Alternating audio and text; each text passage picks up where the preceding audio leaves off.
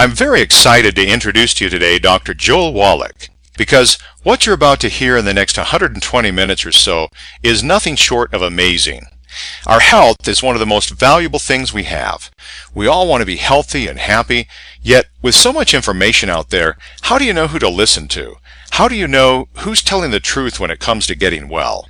Dr. Wallach has degrees in agriculture, in veterinary science, and has been a physician for over 35 years. He was in charge of a monumental study that did 26,000 autopsies on animals and humans and 10 million blood chemistries. He's written 11 books. He's been published 70 times all over the world. He's sold over 180 million copies of his book and CD, Dead Doctors Don't Lie. And he's had to sue the FDA 8 times for the right to make certain health claims that are true. When he couldn't get doctors to take note of the fact that the animal industry, because of his research, had eliminated almost every birth defect and over 900 diseases in animals with simple nutritional formulas, and that it should work the same way in humans, he became a physician himself. His work is now changing the lives of millions of individuals around the world. If I told you that almost all chronic diseases such as type 2 diabetes, high blood pressure, arthritis, obesity, fibromyalgia, migraines, eczema, psoriasis, and almost everything else you can think of was the result of nutritional deficiencies, and that you could make them go away 100%, would that be of interest to you and your loved ones? If so, the things you're going to hear in the next 2 hours have the power to change your life forever. Without anything further, let's turn things over to Dr. Wallach. Appreciate the introduction. All right. I'm just going to start out, just a quick reminder, the thing that makes my view different is that I have a degree in agriculture. And in agriculture, we don't have health insurance for animals like we do people. And so we just had to get rid of the diseases. In agriculture, we have veterinarians who would take care of animals, and if he didn't fix it the first time out to the farmer never called you back. In human medicine, they treat you for 25, 30 years because you have insurance. Insurance has been the worst possible thing for human health because it allowed doctors to use you for an ATM machine. Even though there are cures available, they will treat you for 25 years even though there's cures available. There's no law requiring them to cure you when there's a cure available. Okay, that's a huge problem, as you're all finding out now. But you're going to learn some things today that will help you take care of yourself and the people you love. And, of course, I also have a degree in veterinary medicine. I'm a veterinarian. I also have a degree in comparative pathologist. I do autopsies on animals and people. I also have a degree as a physician, naturopathic physician. I'm a primary care physician in Oregon, licensed in Oregon and California for 35 years. And what I do differently from other doctors is I treat people like dogs, but they get better. Because in the dogs, we've learned how to eliminate 900 different diseases in dogs that still plague people. We've learned how to triple the lifespan of dogs. We didn't do that with organ transplants and stem cells and genetically engineered proteins and wonder drugs. We did it simply by putting vitamins and minerals in their canned dog food or their bags of dry dog food. And then we eliminated every birth defect you can name and 10 times that many you can't name. We eliminated all those birth defects just by putting vitamins and minerals in their food. There's not a single birth defect you can name that's genetically transmitted, although doctors would tell you they are, but there's not a single genetically transmitted birth defect. They're all nutritional deficiencies of the embryo. Okay, let's get to work here. We're going to divide this into 2 pieces. Number 1, I'm going to show you what the problem is, and then number 2, I'm going to show you how to eliminate these diseases, prevent them and how to cure them, okay? Well, Americans spend more money. We've been doing this since the Second World War. We spend more money for health care than all the nations of the world combined. Not more than any nation, more than all nations.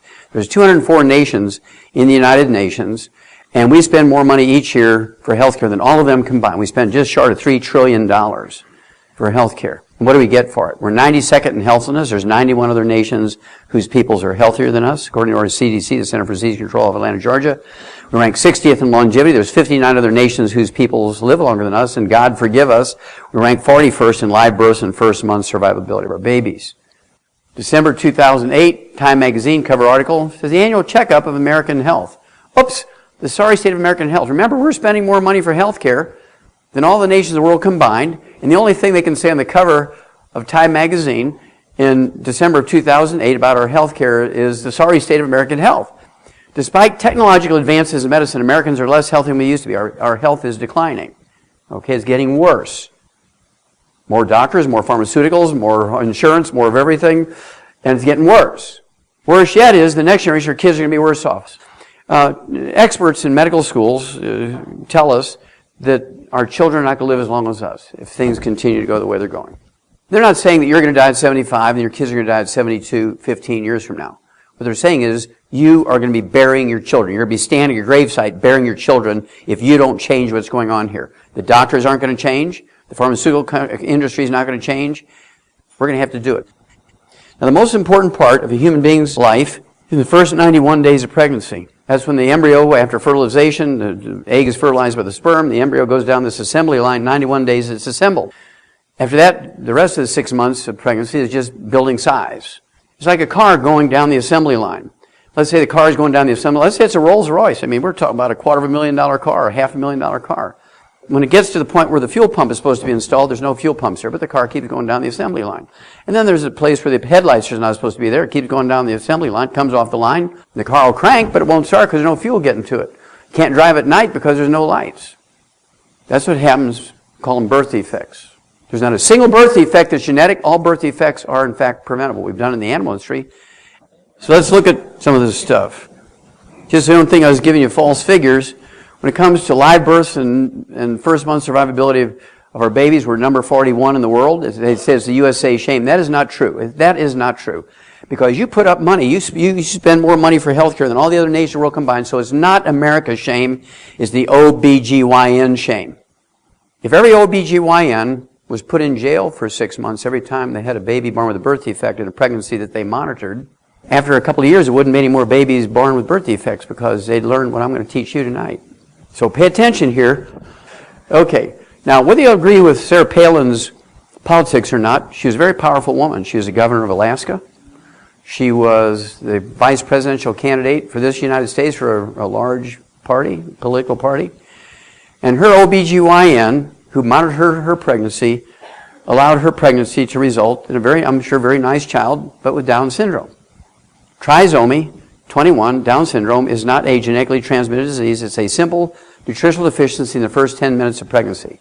When a woman misses 2 periods and then she goes on prenatal vitamins, it's 2 months too late. The first 10 minutes of pregnancy, if you don't have everything that baby needs, 1 out of 700 babies, out of the millions of babies that are born every year in America, 1 out of 700 babies in this country are born with Down syndrome. Somebody needs to go to jail here, folks. Totally unnecessary. How many of you heard of cerebral palsy? There's a cerebellum, little part of the brain that controls your fine motor movements so you can play the piano and stand on one foot and balance yourself and all this kind of stuff. It's called the cerebellum. And when a baby's born, it's about the size of a tangerine if it's normal. But babies with cerebral palsy, their cerebellum is the size of a grape.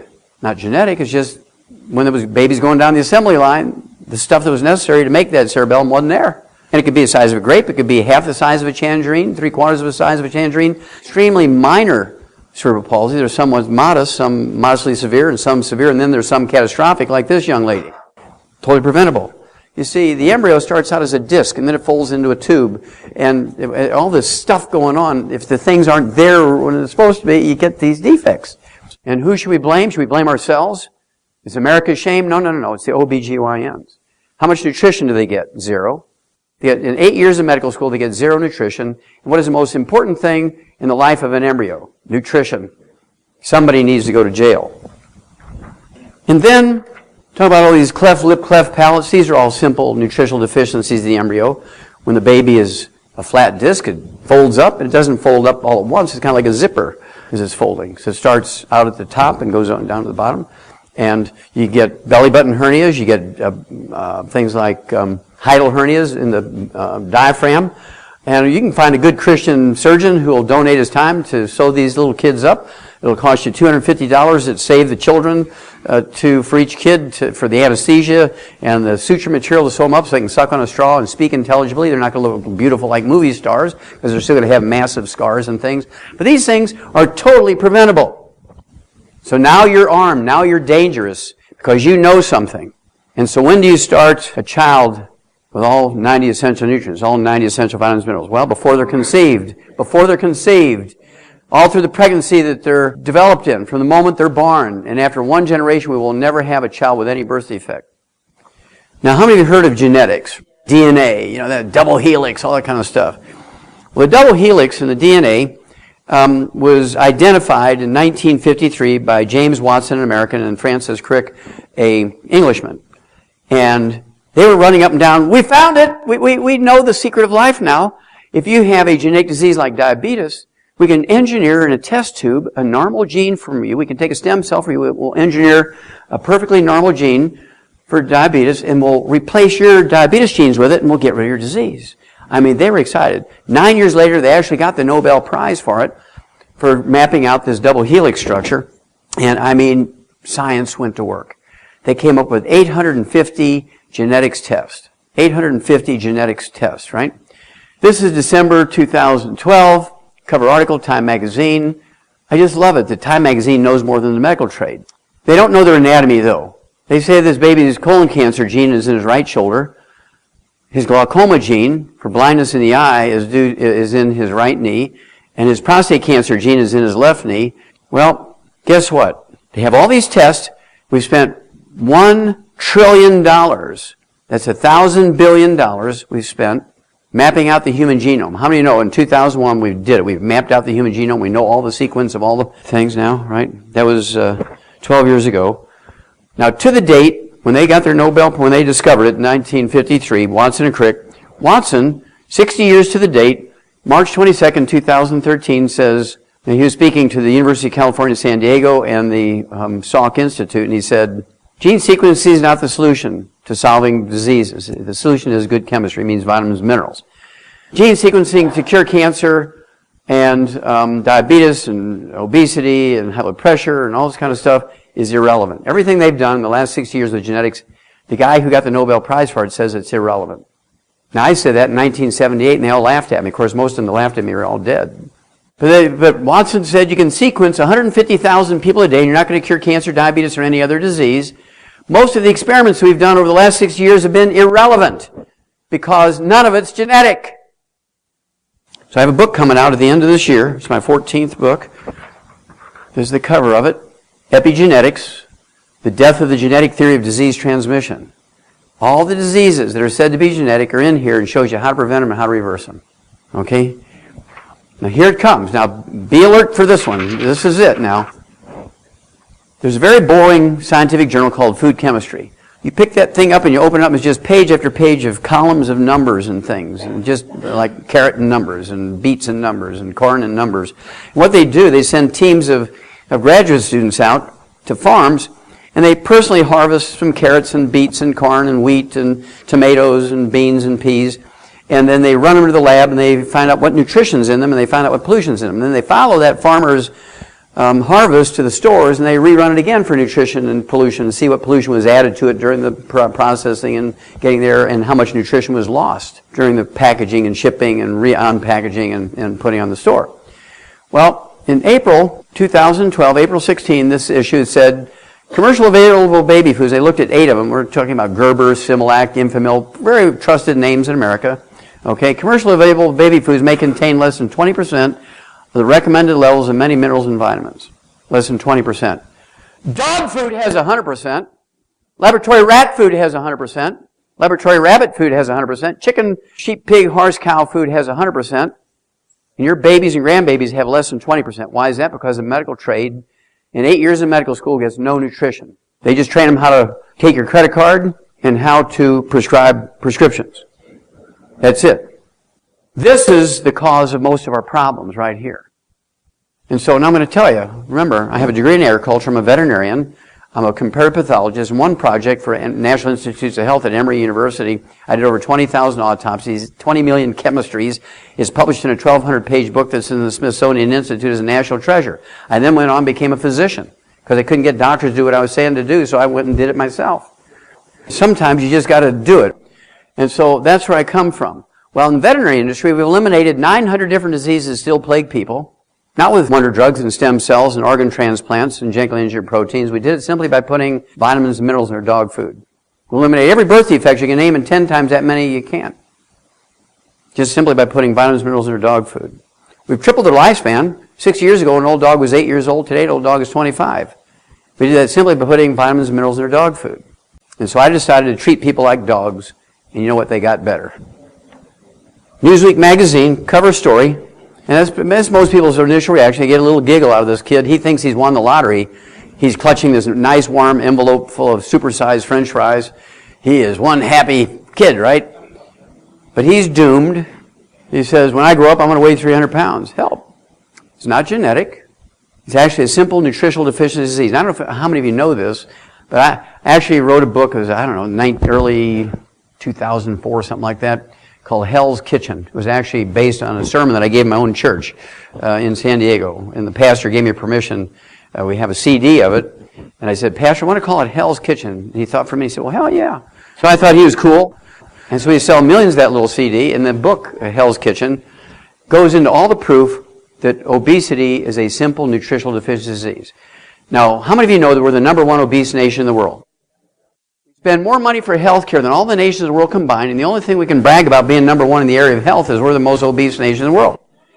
And so what does that tell you about what the medical system knows about obesity? Veterinarians know everything about it. I can make prime beef. I can make beef with no fat on it. So I use the same principles, right? In 1978 I started. It's a simple nutritional deficiency. We do this thousands of times a day now. We get people to lose 140 pounds in 100 days. We get people to lose 90 pounds in 75 days. We get thousands of people every day to lose 50 pounds in a couple of months. It's very simple stuff. Once you know what button to push, it's easy. Now here comes the beauty of this whole thing. June 20th, 2013, the AMA declared obesity a disease. Well, hallelujah! See, prior to that time, they said obesity is just people making bad choices in food and lack of exercise and too much screen time and all that kind of stuff. No, it's a simple nutritional deficiency disease. I'm going to prove that to you here in a minute. It's a simple, you take the nutrients and it just goes away. It's real simple. Now, I guarantee you, they didn't do this out of the goodness of their heart that they declared a disease.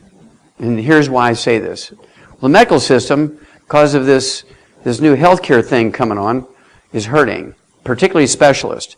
Medicare, when the doctor bills Medicare for $100, Medicare only pays them $20. So the primary care physicians and family doctors aren't referring patients out anymore. You know, a primary care physician can do a hip replacement operation.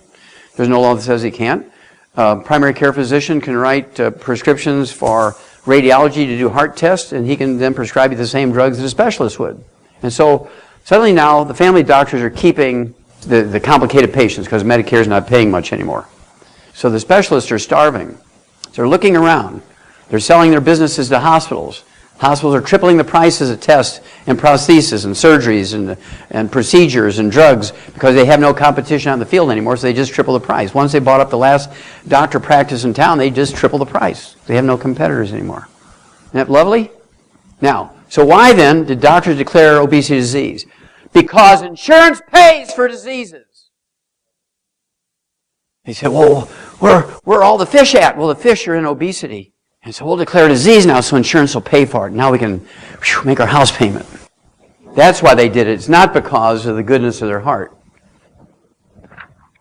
How many heard of ADD, ADHD, and autism? It has nothing to do with vaccinations. None of those things have anything to do with vaccinations. I'm a pathologist, so I do crazy things. I looked at batch numbers that nobody else did before. I look at batch numbers on vaccinations. There's only less than a dozen manufacturers of childhood vaccinations, and then they private label them to all these distribution companies and everything. Use the same raw materials. They have the same batch numbers no matter whose labels on there. They use the same batch numbers. And they use the same batch numbers in Africa and Asia and Europe and North America and Central America and South America. But 95% of all autism, ADD, and ADHD, 95% is in this country. So it's not the vaccinations. Let's see, remember food chemistry, April 16th, 2012? Our babies are getting less than 20% of the nutrients they require. Your brain requires nutrients. So you're getting less. I mean, there's no nutrition in Fruity Pebbles and apple juice. There's no nutrition in Sugar Frosted Flakes and Welch's grape juice. There's no nutrition in Eggos or instant oatmeal and Sunny Delight. That's why we have all these problems with these kids, because their brains are dying of malnutrition, not vaccinations. How many heard of Alzheimer's disease? Raise your hand. This article came out, obviously, February of this year, said Alzheimer's patients could triple by 2050. Well, I guarantee they are, because there's 80 million baby boomers coming along who are reaching that age. They're over 65 now, and so there's 80 million of them. That's 1/3 of our population. So they're going to triple. I mean, that's just sheer, simple fourth grade math. It's not a big deal, right? Doctors say, help us. We need to find something to help us keep the number of Alzheimer's patients down to 13.8 million a year. I'm going to show you how to eliminate it, because it's a physician-caused disease. Alzheimer's disease did not exist in any way, shape, or form in 1942. Today, it's the number 4 killer of adults over the age of 65. Look at who owns all the hospices. Medical doctors. Now here comes the medical doctors. I thought politicians were bad, but medical doctors are the only people who can say 3 lies in the same sentence. Alzheimer's is the only disease amongst the top 6 killers in the USA for which there's no prevention, cure, or treatment. None of those 3 are true. Doctors are so terrible when it comes to dementia. If you reach the age of 65, 1 in 3 of Americans who reach age 65 will die from dementia. They suck when it comes to this, my grandkids would say. Now, why do our kids die before we do?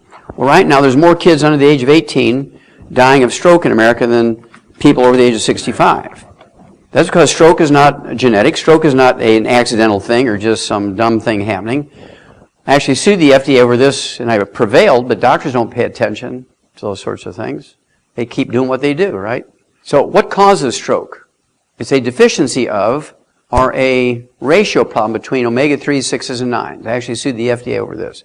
To be able to say you can supplement with omega-3s and actually reduce and eliminate thrombotic stroke, blood clots in the brain, coronary thrombosis, pulmonary embolism, and deep vein thrombosis. Before I sued the FDA in federal court and prevailed, with my own money, no, we didn't have any organization. It was my money because I couldn't stand it anymore. You see, there's no omega-3s in Cheerios or oatmeal or Sunny Delight. You can only say, before I sued them, you can only say eating foods rich in omega-3s could reduce the risk of thrombotic stroke and coronary thrombosis. I had to sue them to be able to say, like I'm telling you tonight, you can supplement properly and guarantee you're never going to have that problem. Okay? Now, I'm 74 years old. I've never been to a doctor in the last 65 years. Never been on prescription medication. I don't have any health problems. Nobody's going to steal an airplane with me on it. I find it amusing that they'll take your fingernail clipper away from you, and I can kill 3 people in a minute with my ballpoint pen. Government is typically stupid, right? AARP, American Association of Retired People, they're marketing to 55-year-olds now. I love that. Okay, March 2012, a little over a year ago, cover article, the worst place to be in America when you're sick is an American hospital.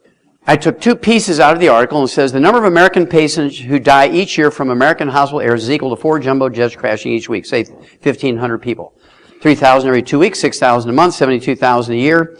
If you knew that commercial airlines killed 72,000 passengers a year, how many of you would fly?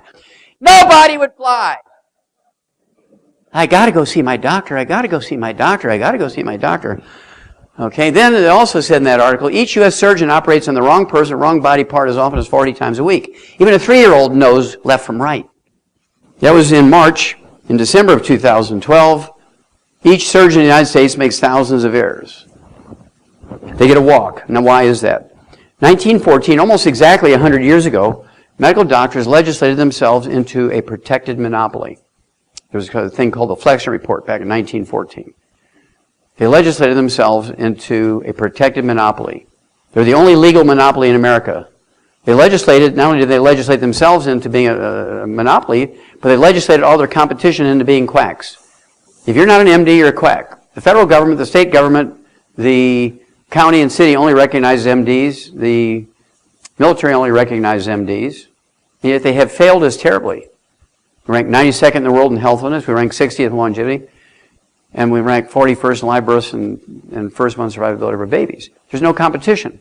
You see, I can't go to a public meeting and say, you don't have to take drugs for diabetes for 30 years and go blind, get your legs cut off, and have 25 years of your life go away and gain too much weight and all this kind of stuff. With a little simple nutritional program, which we call the Healthy Blood Sugar Pack, you know, there's over $100 billion worth of research into that Healthy Blood Sugar Pack. Sounds pretty simple, Healthy Blood Sugar Pack, but there's $100 billion worth of research in that. We've known for 70 years it's a simple mineral deficiency disease. You take this, within 4 to 6 weeks you'll be off your medication, you'll be an ex-diabetic. It's that simple. Newsweek magazine cover article, August 2011. The one word that will save your life in a hospital. It's a 2-letter word that every 2-year-old knows. No! Okay, we've given you 6 rounds of chemotherapy. Now you have 3 minutes to live. We want to try this new experimental drug on you. That's because the FDA requires them to tell them how many people out of every 100 they give the drug to, how many are killed by the drug. They're using you as a guinea pig. When they say you've only got weeks to live and we want to try this new experimental drug on you, that's to find out if it kills you or not. And so you should say, no!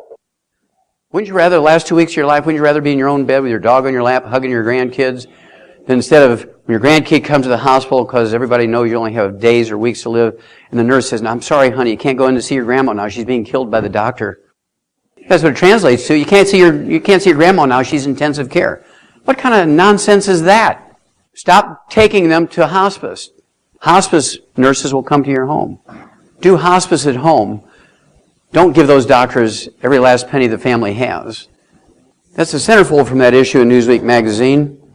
What is he afraid of? This is a universal fear posture, right? No matter what language you speak, no matter what color you are, this is a fear posture. Whether it's spacemen or Godzilla or whatever, right?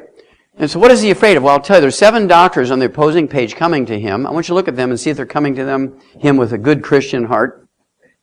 They look like a scene from the Night of the Walking Dead TV series. That's because he's the only one in the hospital with money. They're all after him. Everybody else in the hospital is a Medicare patient, and they don't want them. They'll kill each other trying to get to him. Reader's Digest. Very warm, fuzzy magazine. You find it in all professional waiting rooms, whether an attorney or an architect or a doctor or a veterinarian, a dentist. Everybody has Reader's Digest. You don't even need to read it. You know there's going to be warm, fuzzy stories. Dog drags a 2-year-old out of the house during a fire. 4-year-old calls 911, saves grandma's life. That's the kind of stuff that you find in Reader's Digest. Well, in June of 2007, hospital mistakes you can avoid. Look at the font size. It's blood red. It's screaming at you to read this thing. Do you think every doctor made sure this issue was in their waiting room? I don't think so. I spent 20 years in the Air Force myself. I love veterans. And this study came out. It was from the Department of Veterans Affairs did this study. It was a self-study. Okay, and it came out in December of 1997, and they published it to the public in 1999. Hundreds of thousands of mistakes each year in the VA system, 3,000 of which are serious, where they take out the healthy lung, they leave the cancerous lung in. You go in for a hemorrhoid operation, and they take your cerebellum out of your brain or something. You know, really dumb stuff. And 3,000 of those mistakes are that serious. The person either dies in the hospital or they are required to stay another year. Well, look at what the Department of Veterans Affairs said about 700 of these 3,000 major mistakes. They kill 700. You know how many American servicemen and women were killed last year in Afghanistan? 380. Medical doctors in the VA system kill more American servicemen and women every year than the enemy. When do you get angry enough to do something about it? Okay, we have to do something. And what it's going to take is for us to stop going to them. We have to take care of our loved ones. We have to take care of ourselves. Last year, we set a record. And more servicemen returning killed themselves than the last 10 years combined. That's because they live on MREs, which is nothing more than a meal bar, and distilled water. No vitamins and minerals. So if you have anybody in the service, in your family or in your church, you need to be sending them the 90 essential nutrients. They'll come home, they'll be okay. They're out there carrying those 80-pound packs. They sweat. They don't get any nutrition. They sweat out all that nutrition. This is one of my favorite stories. It came out February 2007. Look at the title, Patient Protect Thyself. It's kind of vanilla. The data that I'm going to share with you came from the Journal of the American Medical Association, the most prestigious medical journal in America, maybe the world, and the Center for Disease Control, again, that federal agency that tracks this kind of stuff in Atlanta, Georgia. And they said, this article said, using those 2 agencies as their source of information. And it said, each year in America, medical doctors kill, injure, and infect 15 million of their customers at their workplace. Each year in America, medical doctors kill, injure, and infect 15 million of their customers at their workplace. 5.8 million in hospitals and 9.2 million in the private offices and clinics. Now, how many would fly commercial airlines if you knew that they killed, injured, and infected 15 million passengers every year? Nobody would fly. So, we went to war in Afghanistan because the bad guys killed 3,000 New Yorkers. Here's one group of tradesmen here in this country yearly kill, injure, and infect 15 million. Got a few more of these, and I think you'll have the picture, and then we'll get to the diseases. But I think you need to know what the problem is. Being a veterinarian and a physician, this is important to me, this one. Remember I said each year in America, according to the Center for Disease Control, which they also did this study, Center for Disease Control of Atlanta, and the Journal of the American Medical Association, medical doctors each year in their workplace kill, injure, and infect 15 million. Well, in the hospitals, Remember, this is just the hospitals. This does not include clinics. In the hospital, there's 2 million infections each year. Of those 2 million infections each year, 90,000 die. Okay, now, I'm going to show you. People say, he's exaggerated. Why did I show you this? You haven't seen the next slide yet. Now, how does that happen? How can that happen in a hospital? It's supposed to be a refuge, a place of safety. And so at any rate, what happens is they wear the same white coat, the same pantyhose, the same trousers, the same shoes, room to room to room, dragging snot, pee, poop, blood, pus, viruses, bacteria, fungus, and yeast. By contrast, in a pig barn, by federal law, to prevent the spread of swine flu, if you're a visitor or a worker, every morning when you go into that barn, you have to take a shower with disinfectant soap for like 5 minutes. You tear open a bag with a clean pair of coveralls and boots, and before you go from one pig pen to the next, you're required to stand for 4 minutes in a 4-inch deep tub of disinfectant and then brush your boots off with a brush before you go to the next pig pen. We treat pigs in a barn better than we treat human beings in a hospital in this country. Okay, this came out in August of 2012, about 10 months ago now. One bacteria, C. diff, Clostridium difficile, which is a human poop bacteria, that's where it's only found in human poop. Of those 90,000 deaths each year from infections in hospitals, 30,000, 1/3 of them occur because doctors don't wash their hands. In 1993, there were 85,700 of these C. diff infections reported in hospitals, 30,000 of which result in death. 17 years later, 2010, it went up 400% to just short of 350,000, 346,800. Does this chart give you some sense that they're working hard to prevent the problem? No. There's no consequences. Why should they wash their hands? If they're doing the right thing, that chart should look like that. This is what you're getting. As your hospitals, folks. Well, let's look at pharmaceuticals. Well, everybody loves pharmaceuticals. I mean, we have war on street drugs. And of course, for the last 50 years, the pharmaceutical industry and the medical doctors have been after the FDA to report adverse events calls on herbs, vitamins, and minerals. So in 2007, they did it for the first time, reported in 2008. There were 600 adverse event calls. And of course, the pharmaceutical industry and the medical doctors assured the FDA it was going to be in the thousands. 400 adverse events reports for herbs. None of them were fatality. They were like fast heart rate from too much green tea and a mixture, or they got maybe itchy skin from something. 200 of these were adverse events from vitamins, minerals. Somebody takes too much vitamin C, they get diarrhea. They take too much niacin, vitamin B3, they get itchy, rashy skin. No deaths. Well, the same year in 2007, which they'd been doing for 50 years, they reported, not to the public, but in the mortality and morbidity reports which come out every week, right? They reported it for the pharmaceuticals, prescription drugs. Now, it's in this report here, but it's very difficult to see. It's down here in the corner, so I blew it up because most people, by the time they get to here, they're not going to read the whole thing. So they purposely put it down here, very tiny little thing. I blew it up so you can compare this 600 adverse events reports, non-fatalities, with 482 154 adverse events reports for prescription drugs that same year.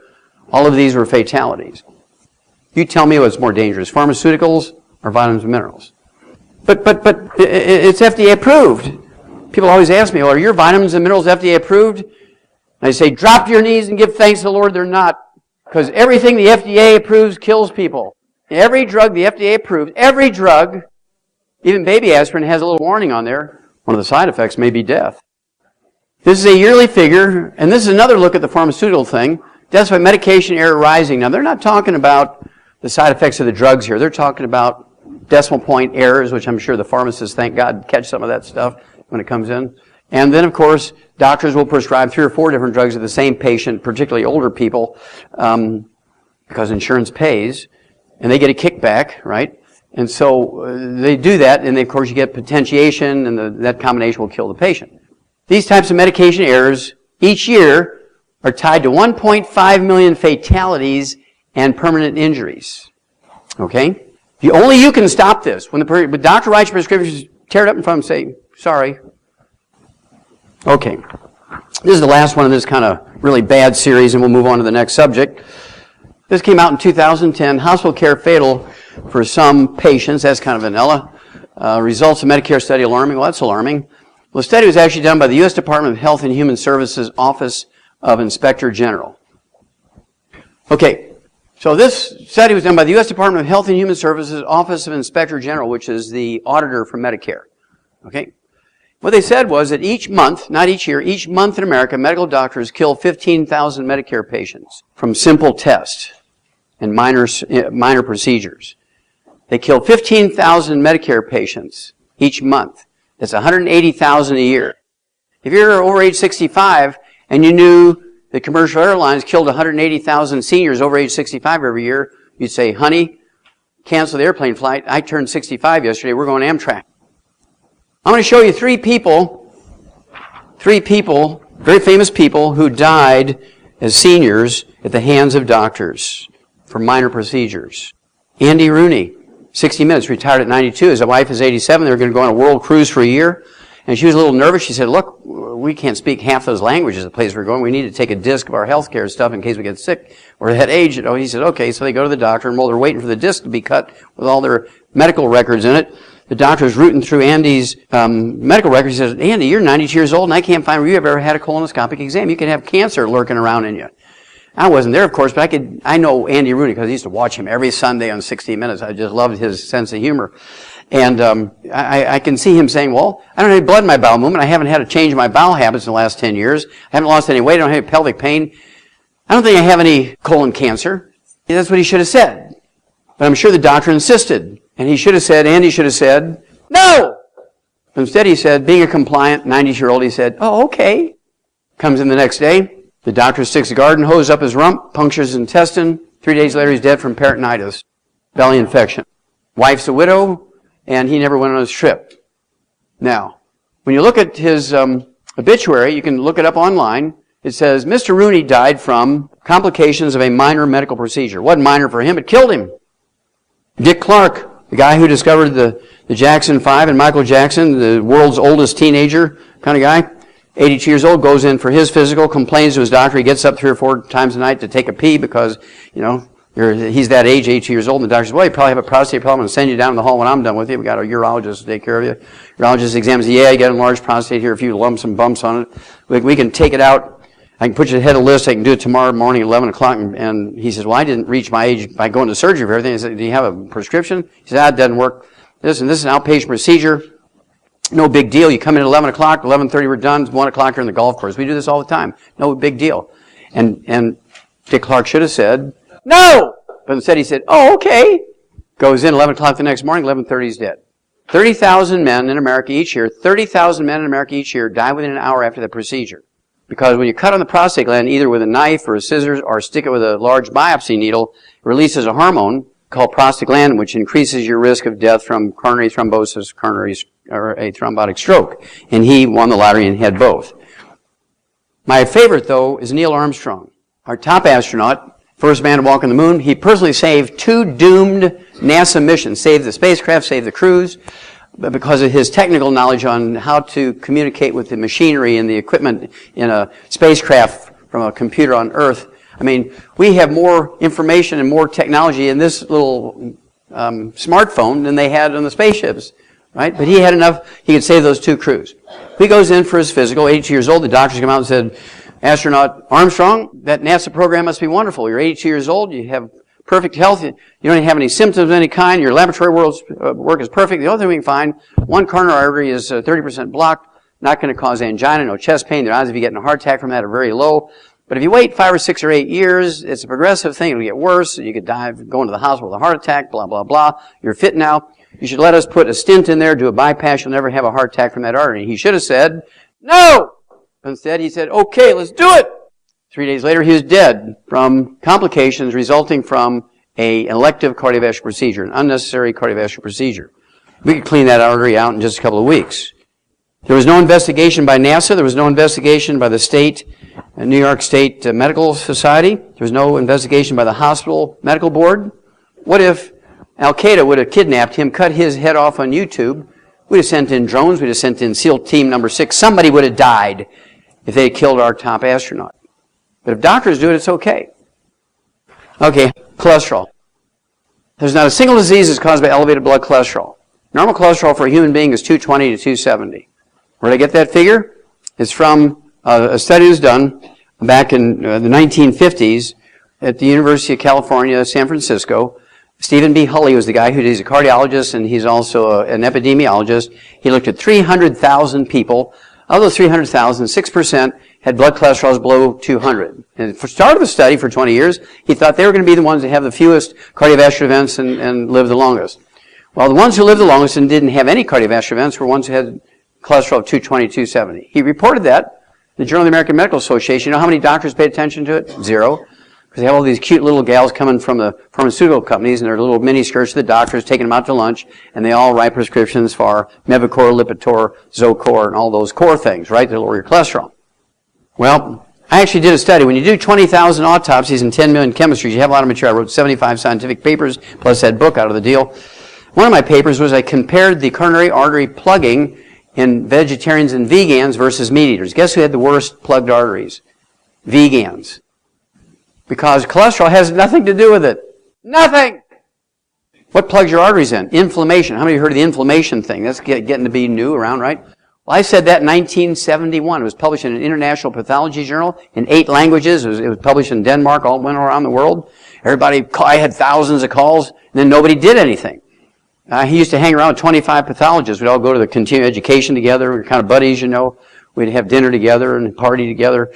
And they all laughed at me. He said, well, you must be sniffing glue. Everybody knows it's cholesterol. I said, no, I did all these autopsies.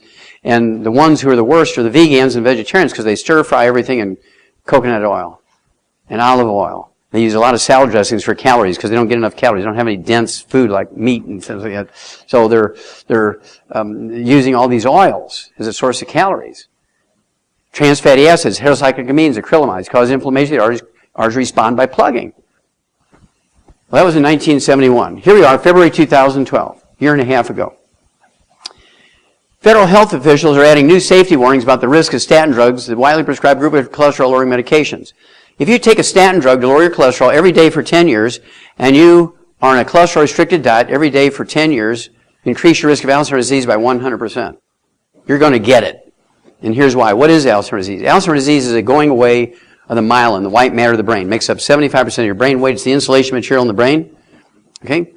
When it goes away, the naked nerve fibers tangle up, and they short circuit, and you get Alzheimer's disease. Now, I can take a brain, an autopsy, and I can never read the clinical records, and I can tell you by looking at that brain under the microscope, if there's nerve tangles in there, I can tell you that person had Alzheimer's disease, just by looking at slides of the brain. I don't even need to hear the clinical records because that's what we call a pathognomonic lesion. It's a lesion that's drop dead, predictable as gravity. That's it. There's no other option.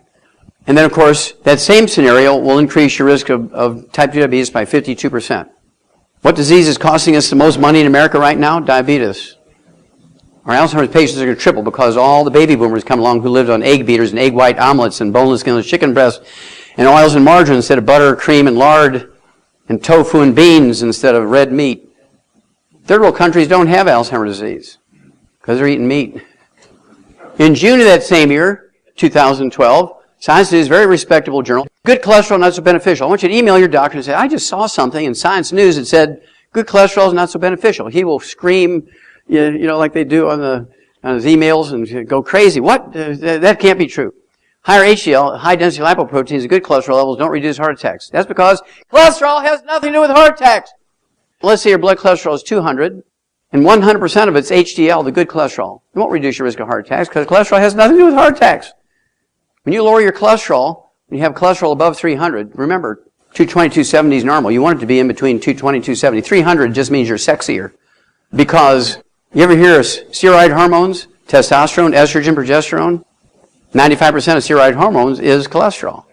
You go on a cholesterol-restricted diet, you give up eggs, there ain't nobody home anymore. Women used to go through menopause when they were 70 years old in 3 seconds. Now women go through menopause in 30 years. They accept prescription drugs that cause breast cancer, you know, the hormones and everything. Oh, but they're bioidentical. It's just like saying, but the bullet is lead, you know, it's copper jacketed. There's not a single medical screening test that prevents the disease. There's not a single medical screening test that prevents the disease. The Globe and Mail is the USA Today equivalent in Canada. I speak a lot up there, probably about a month and a half if you count all the days out of each year.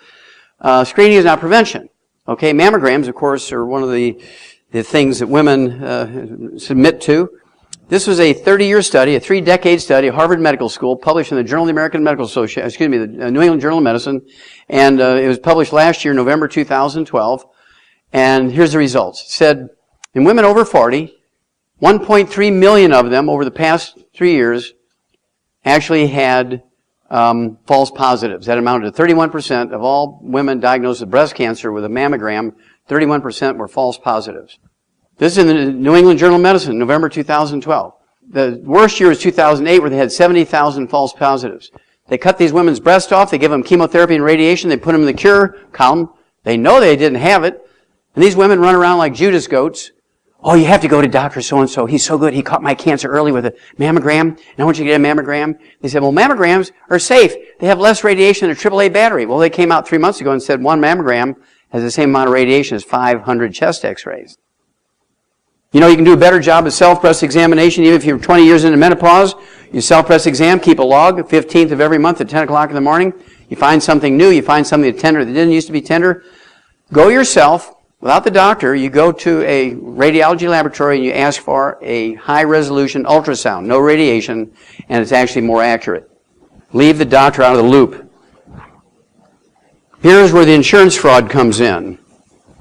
A push to prevent colorectal cancer. Get your colonoscopic exam. Doesn't prevent it. Oh, you had polyps. Well, polyps just means you're eating too much deli slices and too much sandwich meats and too many hot dogs, too much pastrami or pepperoni pizza. Okay? Has nothing to do, polyps don't become cancer. PSA test. A federal panel says now, no PSA test anymore, guys. Do not do it. Why? Because just like Dick Clark, two things happen. You're going to be one of those 30,000 that die within an hour after the surgery, or you're going to be one of the 200 to 300,000 that become permanently impotent, and they get ED permanently, and they're incontinent, they just pee all over themselves. It gives new meaning to the term dirty, smelly old man. June 4th, 2012, Time Magazine, Health Science section, skip the PSA screen. Experts say PSA blood test for prostate cancer doesn't save lives. That's because it was never meant to be a screen for prostate cancer. The most important part of Warren Buffett's announcement that he was diagnosed with prostate cancer was this paragraph down here. Richard Ablin, the scientist who discovered PSA, calls the testing's widespread use a public health disaster. The guy who invented it calls it a public health disaster. That's because it doesn't diagnose prostate cancer, and you can actually, through an examination, you can actually make it go up.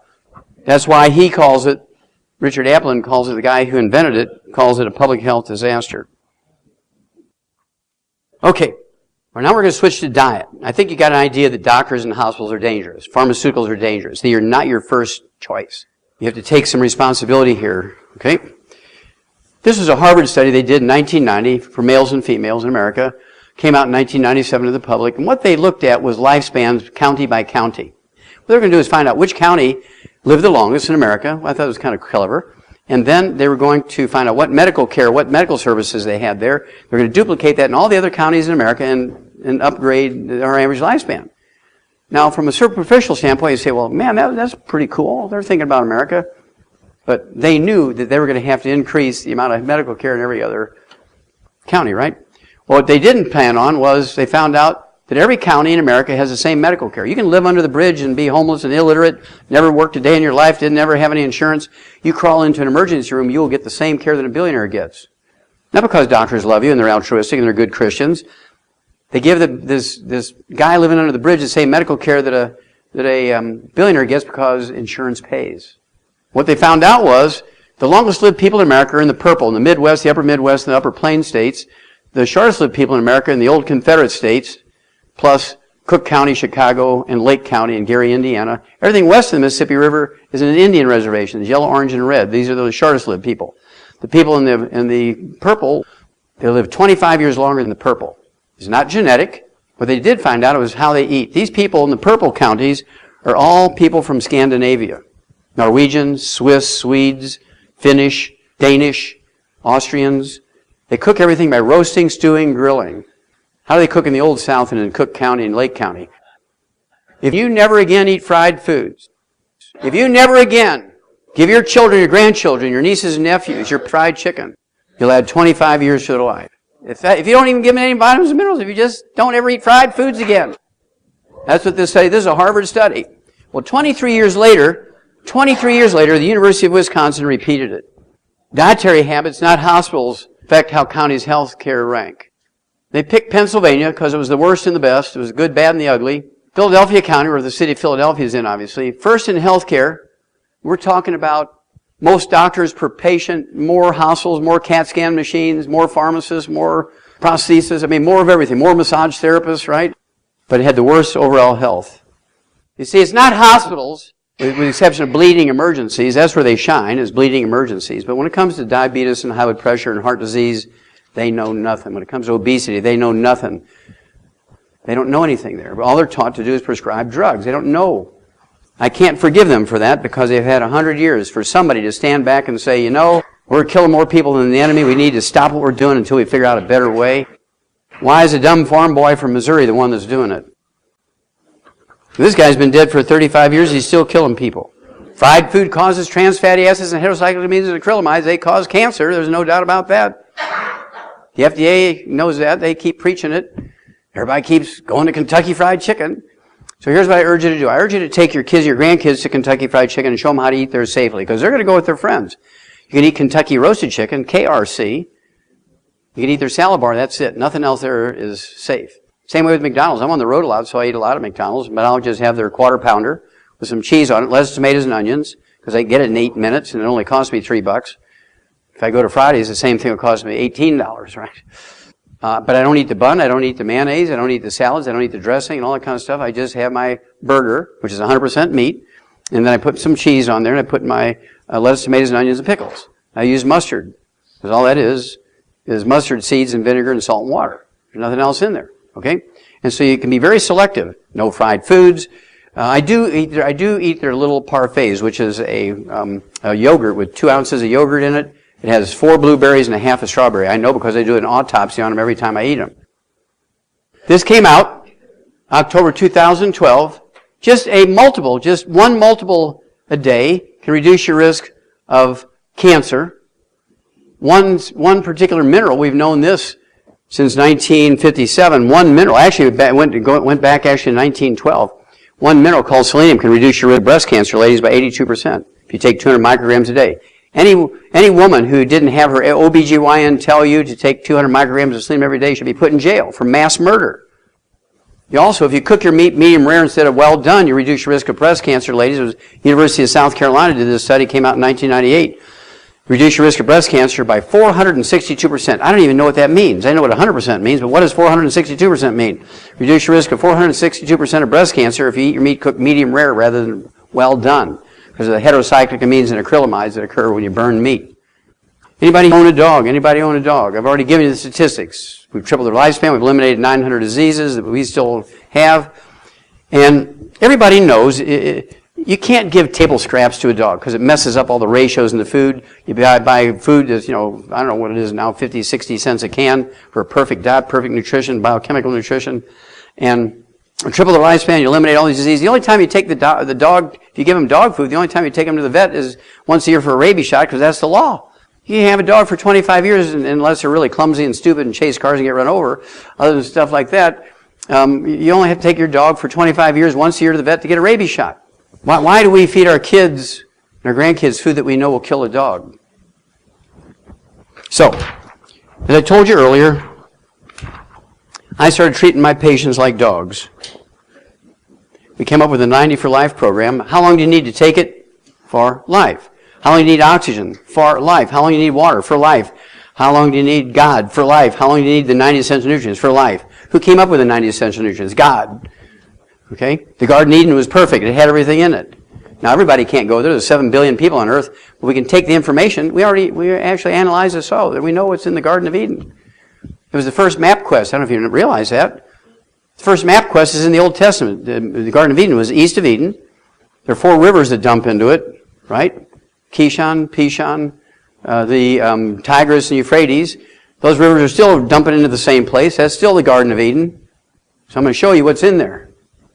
There's 90 essential nutrients. They're called essential nutrients, ladies and gentlemen, for 2 reasons. Number 1, we can't do without them. You have to eat them or supplement with them every day because we can't make them. We can't make them. Also, if you don't take them in, if any one of them is missing, you get horrible diseases, all of which are fatal. Some take longer to kill you than others, but they'll all kill you. Deficiency diseases. We need 60 minerals, 2/3 of the 90 essential nutrients are minerals, so you know that minerals are important. That's the dust the good Lord made us out of. We need 16 vitamins, 12 essential amino acids, 3 essential fatty acids, and our food plants, our grains, vegetables, fruits, and nuts can take carbon dioxide out of the air, use the sun's energy in a process known as photosynthesis and the chlorophyll in the green leaves to lop that O2 off, pump it out in the atmosphere so we can breathe it. Do you think that happened by chance? I don't think so. I think there was an overall plan for this. Okay, so at any rate, then the plant takes the carbon atoms and makes long carbon chains which become fatty acids, amino acids, and vitamins. Okay?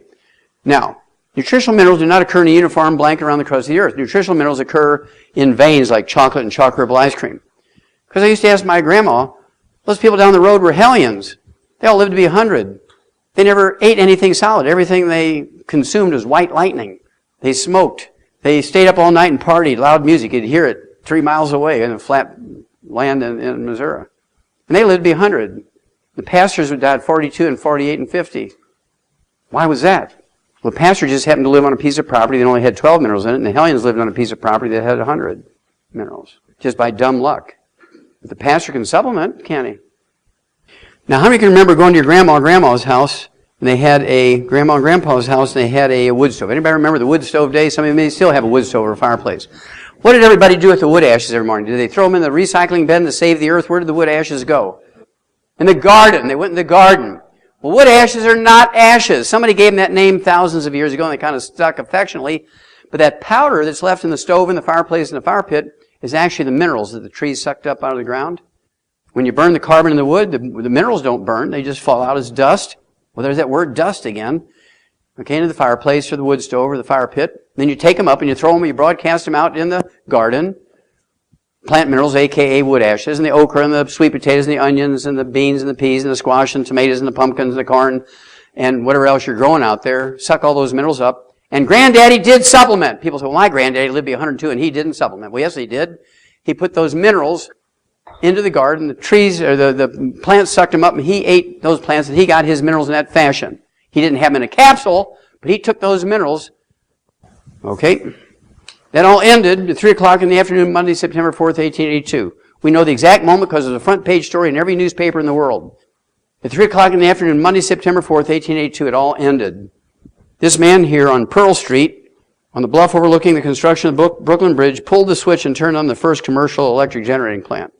Within 10 years, every town and every city in the industrialized world, the first world countries, the rich countries, had converted from wood as a universal fuel to electricity, propane, and natural gas. Now you tell me how many wood ashes, how many plant minerals are left over in your home when you fuel it with electricity, propane, and natural gas?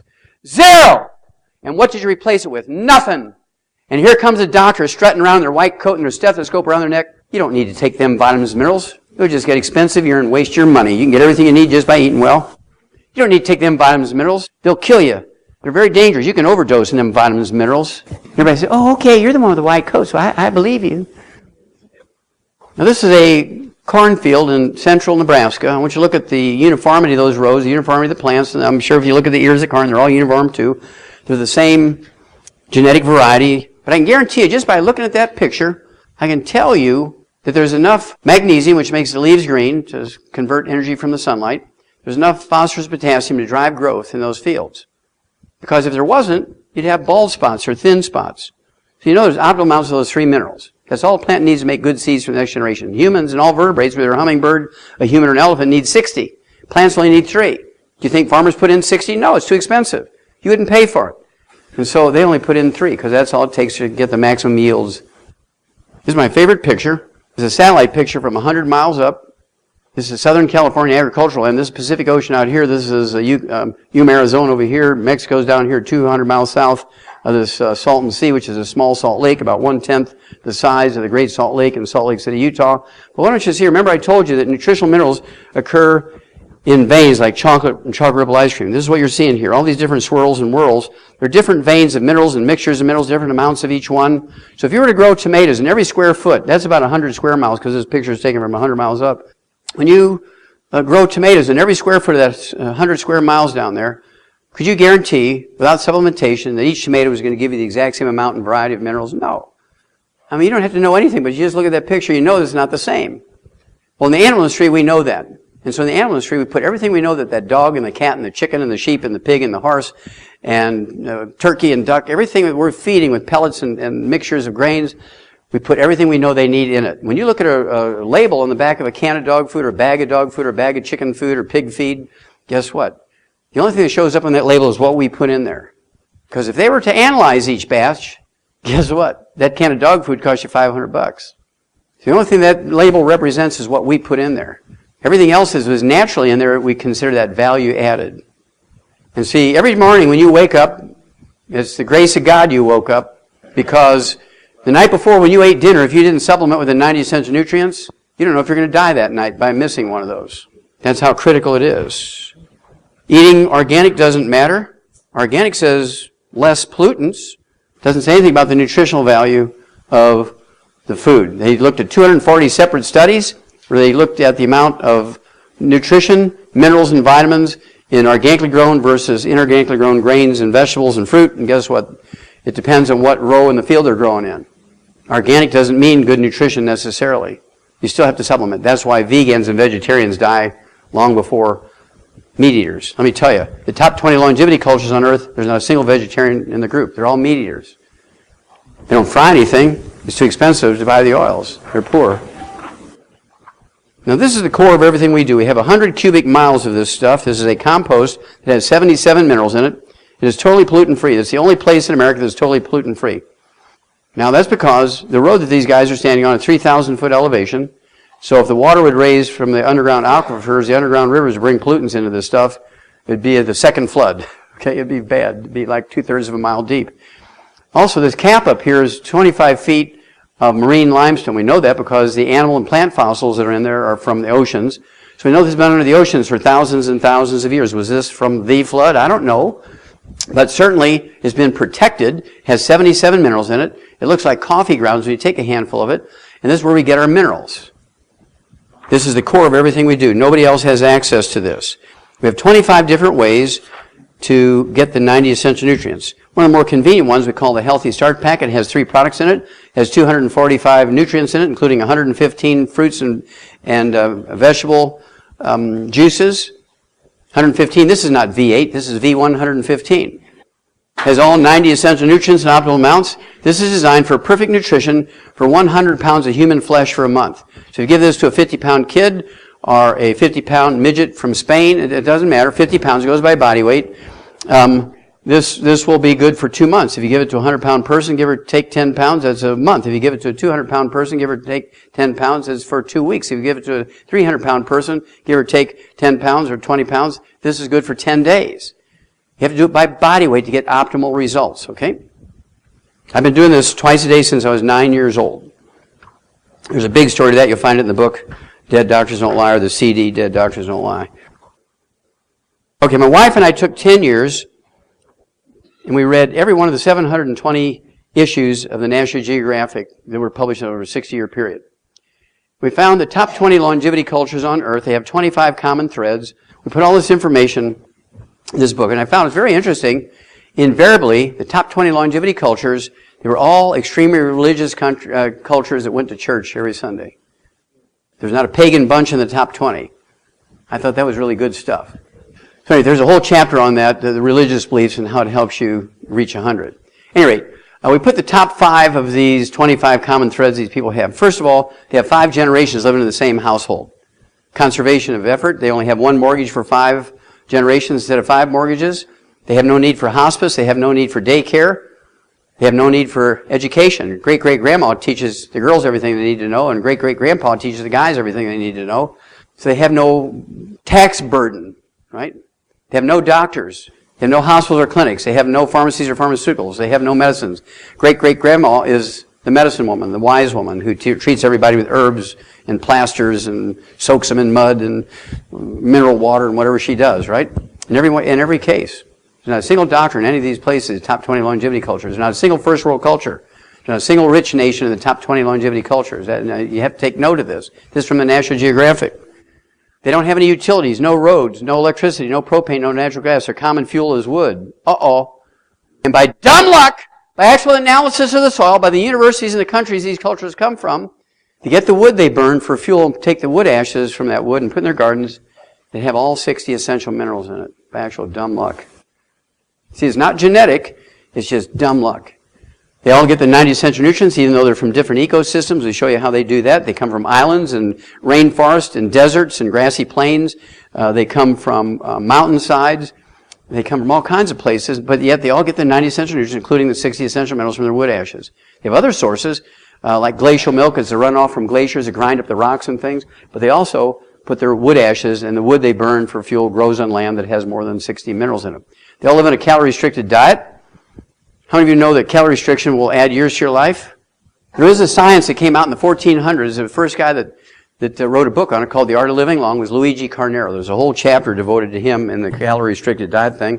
I'll give you an example real quick. This works in every species of animal and humans, okay? No doubt about it. Let's take a 3-pound male laboratory rat, and let's say he eats 2 ounces a day of Ralston Purina laboratory rat pellets. What I'm going to do is I'm going to take, let's say he'll live 6 years on that diet. If you do nothing to him, you just feed him, he'll live 6 years. But if I take the nutrition, the vitamins and minerals that's in those 2 ounces of those laboratory rat pellets, put them in 1 ounce, I've cut the calories in half, but I've doubled the nutrition per mouthful.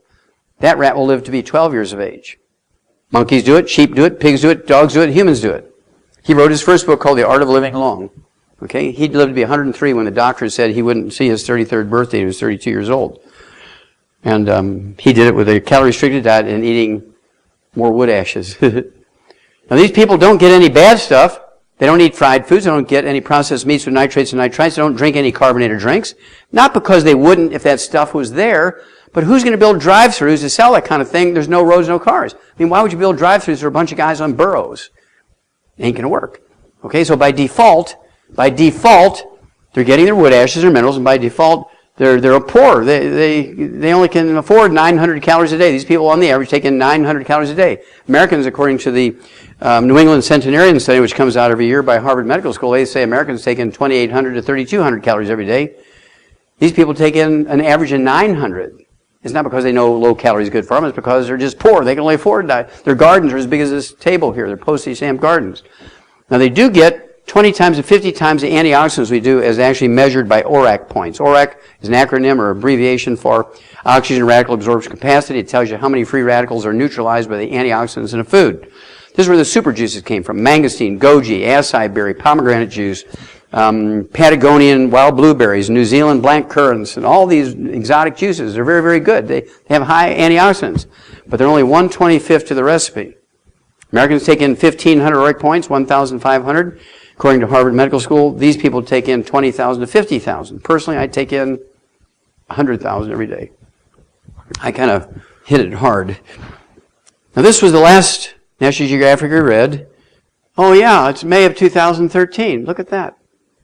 This baby will live to be 120. And when you read it, and you read my book, Immortality, you'll see that they read Immortality because every point they make is taken chapter by chapter. And I love it. It's great. Because in the Western Hemisphere, the longest-lived people in the Western Hemisphere are the Nicoyans from the Nicoyan Peninsula in Costa Rica, Central America. They live out in the forest. They're uneducated. Their average lifespan is 90. They have 40 times the 100-year-olds we do. They have 100-year-old per 250 of their population. We have 100-year-old per 10,000. They have 40 times the 100-year-olds. They don't have doctors. They don't have clinics. They don't have hospitals. No private or government insurance. They have grandma and great-grandma and great-great-grandma. That's what they got. And they have, by dumb luck, minerals that they're taking their wood ashes and putting in their gardens. Now, this child from Central America is not from black Africa, not from white Europe, or not from yellow Asia. This baby is kind of an Indian from Central America. These people live to be 90. And when they wrote this article, it's just beautiful because the last couple of paragraphs they say, well, is drop dead predictable as gravity, these kids will live to be 120. They're just living longer and longer and longer. They're already living now to be 100, 105. They're going to live to be 120. And we can't tell if it's genetics or dumb luck. It's dumb luck because they chose to live there thousands of years ago. So they couldn't find the gene because there ain't none, as they say. Okay, let's look at billionaires. If money meant something for health and longevity, billionaires should be, a group, they should percentage-wise, not numbers obviously, but percentage-wise, they should have the highest average lifespan compared to any other demographic in America, and they should have more 100-year-olds. If money and power and knowing how to get things would help you. I'd asked him that for many, many years, and I actually had a CD that I came out with, What Kills Billionaires. Look what they called their article, because I kept telling them and calling them and calling them. And they said, no. Well, in 2004, they did their own survey. They found that billionaires are killed by the same unglamorous things that kill everybody else. Heart attack, stroke, diabetes, obesity, cancer, suicide, because they eat the same stupid things we do. In 2004, there had never been a billionaire who lived to be 100. The average lifespan is 78. The average lifespan of a falling down red wine drunk in Charlotte, North Carolina, living under the bridge is 75. They dumpster dive in the dumpsters behind McDonald's and live under the bridge, and they live to be 75. Many of them live to be 100. That's because they don't go to doctors and get killed. Well, the billionaires didn't like that report, and so they said, look, we want you to redo that. So Forbes magazine did it again 7 years later. They redid it, and it came out in March of 2011. Remember, the first one was 2004. They said, as of March of 2011, there's still not been a billionaire that lived to be 100. All the statistics from all the things they looked at in 2004 were exactly the same statistically, except one. One of the subjects was dramatically different, and that was the average lifespan. One did change dramatically. It was lifespan. In 2004, it was 78. In 2011, 66. It dropped 12 years. That's statistically impossible. In 7 years to drop 12 years, ain't happening. That was driven. I mean, I could see them losing a week. I could see them losing a month or something like that. But in 7 years' time, they're not going to lose 12 years. How did that happen? So I treat a lot of billionaires. They come to me with terminal diseases. They're told they're inoperable, have less than a year to live, less than 6 months to live. And I cure them. And so I have this big entourage of billionaires who follow what we do. They love the 90 for life. They got their whole families on it and so on.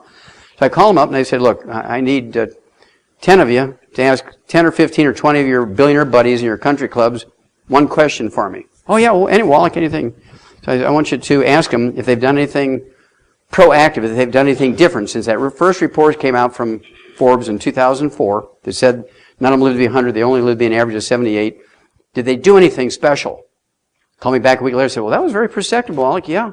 On the average, every billionaire spent $500,000, $500,000 building fitness centers in their house and their workplaces and their offices, and they got these computers that were voice activated so they could be rowing for 3 hours and giving instructions for their businesses and listening to reports and everything from this computer.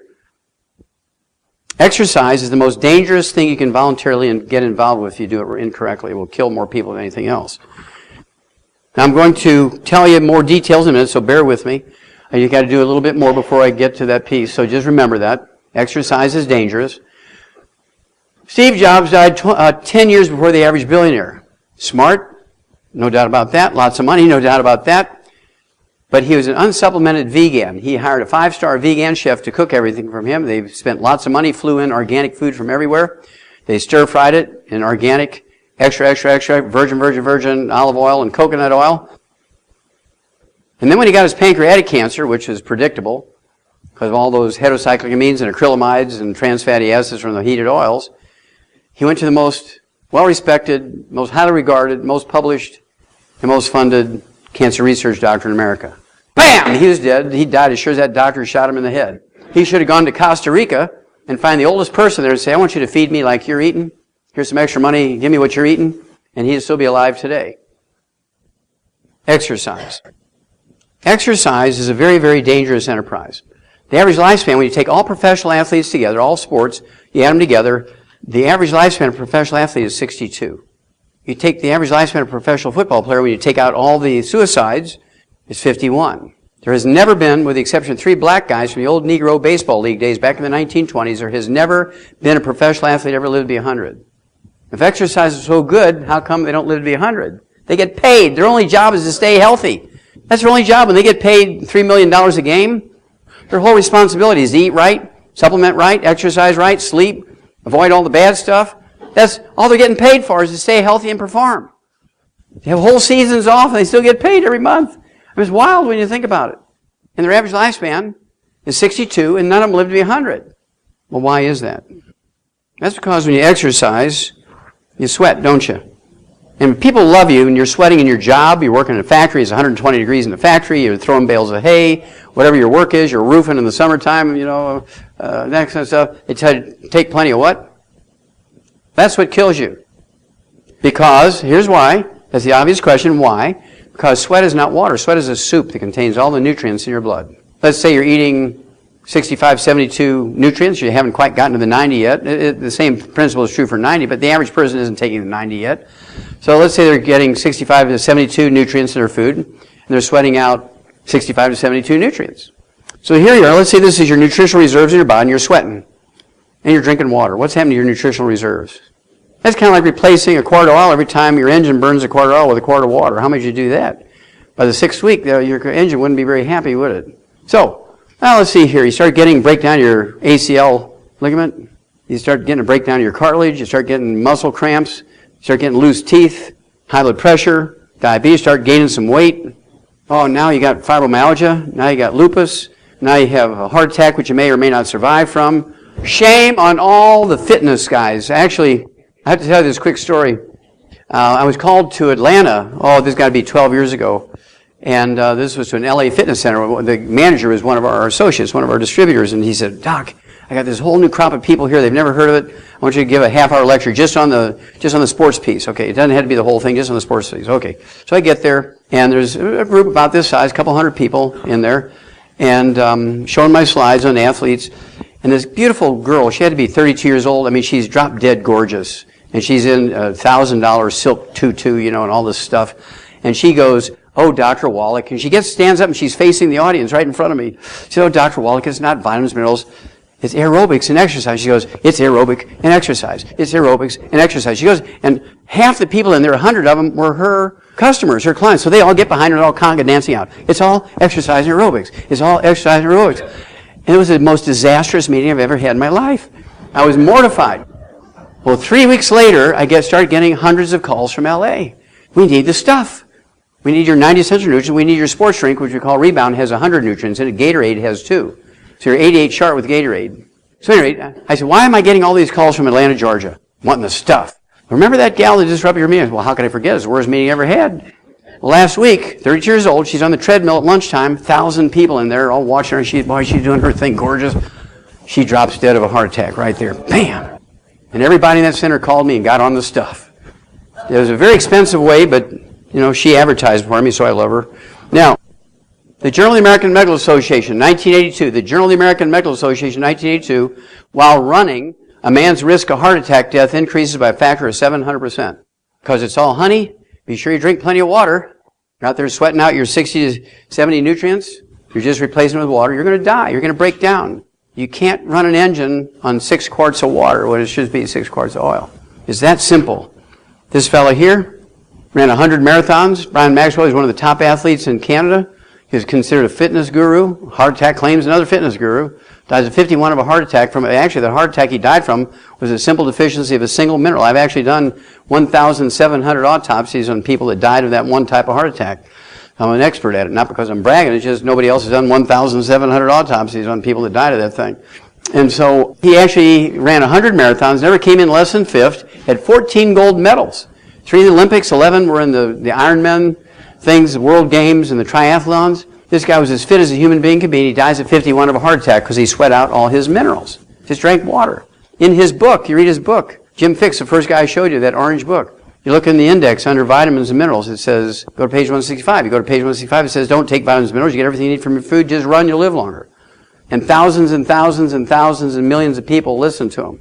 Why would you follow somebody's advice who died at 51 and 52 doing what they're telling you to do? Now, if he lived to be 150, I'd do it, right? But died at 51, 52 is not a very good recommendation. This guy here collapsed during a playoff game. Reggie Lewis collapsed during a playoff game with the Charlotte Hornets back in 1993. 28 years old, captain of the Boston Celtics, good-looking young fella. Great captain. He never jumped in the stands and beat up the paying customers and stuff like that. He was a great field leader on the court, and he was a great man on the street. He's just a good man, 28 years old. And he collapses with a cardiomyopathy heart attack, a simple deficiency of a single mineral called selenium. And he didn't die. He was taken to the hospital, and they were able to keep him alive. So the Celtics got a team of 12 of the top cardiologists from around the world. And while they were arguing amongst themselves who's going to be the head cardiologist to determine whether he got a heart transplant or what they were going to do with him, and if they did a heart transplant, he'd be the first professional athlete to get back and play with a heart transplant. So they're kind of excited about that. He dies of his second cardiomyopathy heart attack 2 weeks later because nobody gave him 50 cents worth of selenium. Well, here comes the real story. This is the story that I want to get to, but I had to precede it with that story. The guy who was going to be the head of that dream team of cardiology, who was going to take care of Reggie Lewis, was a guy by the name of Dr. W. Thomas Nessa, who's the head of the cardiology department of Harvard Medical School. He ran the Boston Marathon 20 times himself. He was the cardiologist for the NBA. He was a cardiologist for the Celtics. He taught cardiology in the medical school, of course, but he also taught it at CME, continuing medical education stuff for doctors and nurses. And this guy was considered the cardiologist of all cardiologists. Well, a year and a half after Reggie died of that selenium deficiency, cardiomyopathy, heart attack, Dr. Nessa dies of the same thing at age 48. Now, if I was his family, I'd be embarrassed to tears. Saying what a wonderful cardiologist is, he dies of a heart attack at age 48. He was dumb and dead. He was dumb and dead. This guy may have been able to take your heart out and not lose a drop of blood and put it into him. He may have been a good seamstress, but he didn't know anything about hearts. Because he died of a heart attack. And I thought it was kind of justice. He died in a town in Massachusetts called Dedham. I mean, that should be on his tombstone. Died in Dedham.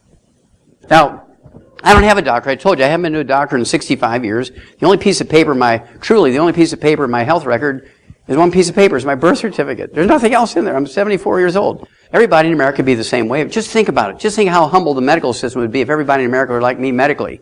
Only go to a doctor once every 74 years. They'd be real humble, wouldn't they? Please, please, I'll pay you to come visit me. I don't want to be alone anymore. So let's say, just for theory, he was my cardiologist. He said, okay, Wallach, you're 74 years old now. You got to watch your blood pressure. I want you to give up salt. Well, if he said that to me, and I knew what his future was going to be, I would go around and I would get every salt shaker in Charlotte. I'd leave $1 so they didn't think I'm stealing them. I'd build a 2-foot frame around my bed, and I'd fill that frame, with Celtic salt, Celtic salt, Himalayan salt, sea salt, Morton salt, every kind of salt, pink salt, yellow salt, brown salt, everything you can think of. And I'd get naked every night, and I'd wiggle around until I'm sleeping in a cocoon of salt every night.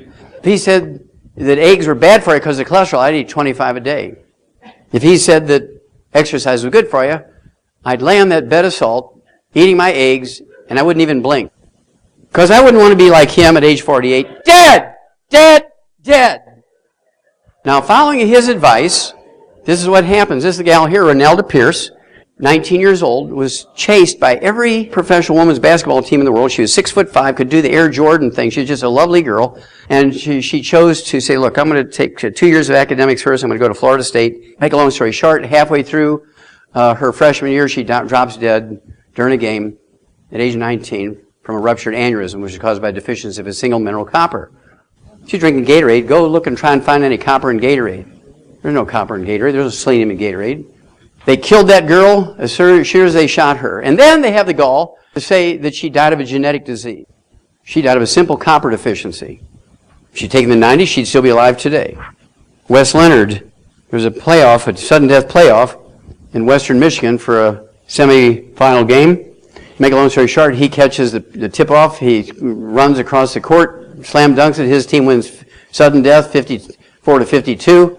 This is him just seconds after he makes those points. His teammates lift him up. 3 seconds after this picture was taken, he drops dead of a cardiomyopathy heart attack, age 16. Now, the medical examiner had a moment here. This is a national story. The medical examiner had a moment. They got his name spelt right. Medical examiner David Start said the stress Leonard placed on his heart through athletics could have played, notice these wiggle words, could have played a role, but his death could not be easily explained. It is explained. It's a deficiency of selenium caused by sweating and drinking water or Gatorade. Now, he had a chance to save every kid in America there, because everybody read that story. That man should go to jail forever, and when he dies, the natural cause of his body should be fed to a rabid dog. That's the meanest thing I can think of. What doctors want to do, as a result of Wes Leonard dying, let's do more EKGs. That's not going to do anything for a nutritional deficiency. It doesn't show up on an EKG. This girl, L.A., dropped dead of cardiomyopathy heart attack. She was a cheerleader. Girls sweat. They need the 90 essential nutrients too, especially if they're going to grow up and have babies. She died 16 years old. Somebody needs to go to jail. Make a long story short, we'll get on with the next couple of subjects, and we'll move on to the diseases. Theo Ratliff just retired from the NBA, 14 years. His career was over 14 years ago. He had bone-to-bone arthritis in both knees. Had cartilage pop off his hip. He caught a pass during a game, fractured his wrist. The orthopedic surgeons at the Atlanta Hawks wouldn't sign off on him, so his career was over. And we rebuilt him using our Healthy Bone and Joint Pack, and we actually made the Rebound sports drink for him. It has 100 nutrients in it, including selenium and copper and everything else you need. It has 100 nutrients in it, and he played for 14 more years after the orthopedic surgeon said that he wouldn't play. He made $140 million after they said his career was over.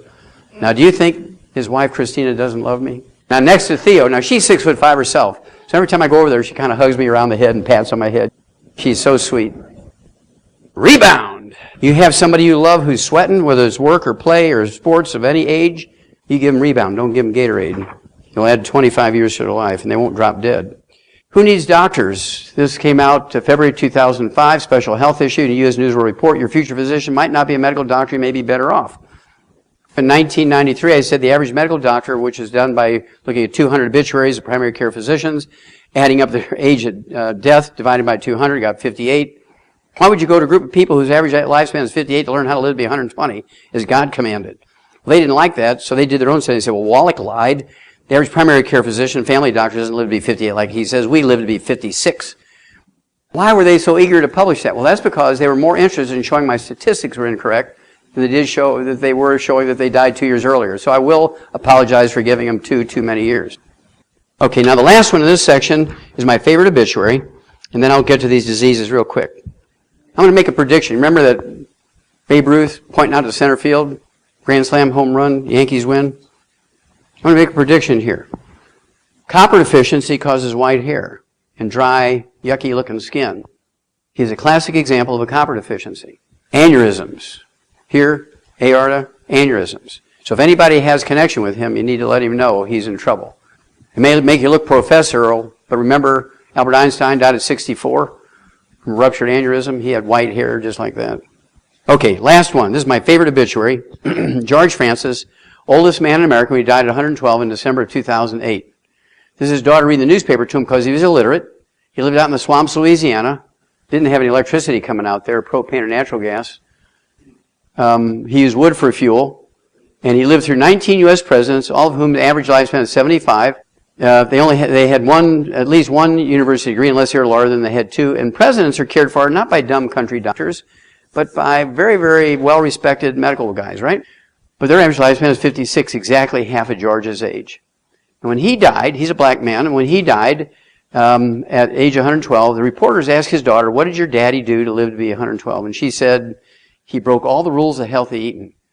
Who came up with the rules of healthy eating? Medical doctors who lived to be 56, according to their own study. She went on and she said, he broke all the rules of healthy eating with a diet heavy on dairy, eggs, and lard sandwiches. Pig fat, cholesterol, and saturated fat. I'm going with George. Because he eats exactly like all those long-lived top 20 longevity cultures. Once you appreciate that, the game changes. Now, you can't eat fried foods. He didn't eat fried foods. Everything was steamed and boiled. He ate like a Cajun. Okay, now, we have 6 diseases to cover real quick, and then I'm done. So, we're going to look at 6 diseases. Obviously, we're number 1, obesity, so we've got to talk about obesity. I promise you I would teach you and prove to you that it's a simple mineral deficiency disease. Okay? This was predicted following their directions. They can't be right. So I keep listening. If you just do nothing, you'll be better off than if you do listen to them. Just a reminder, that's what you're going to get if you don't change what you're doing. Don't wait for doctors, don't wait for the government, because they ain't changing.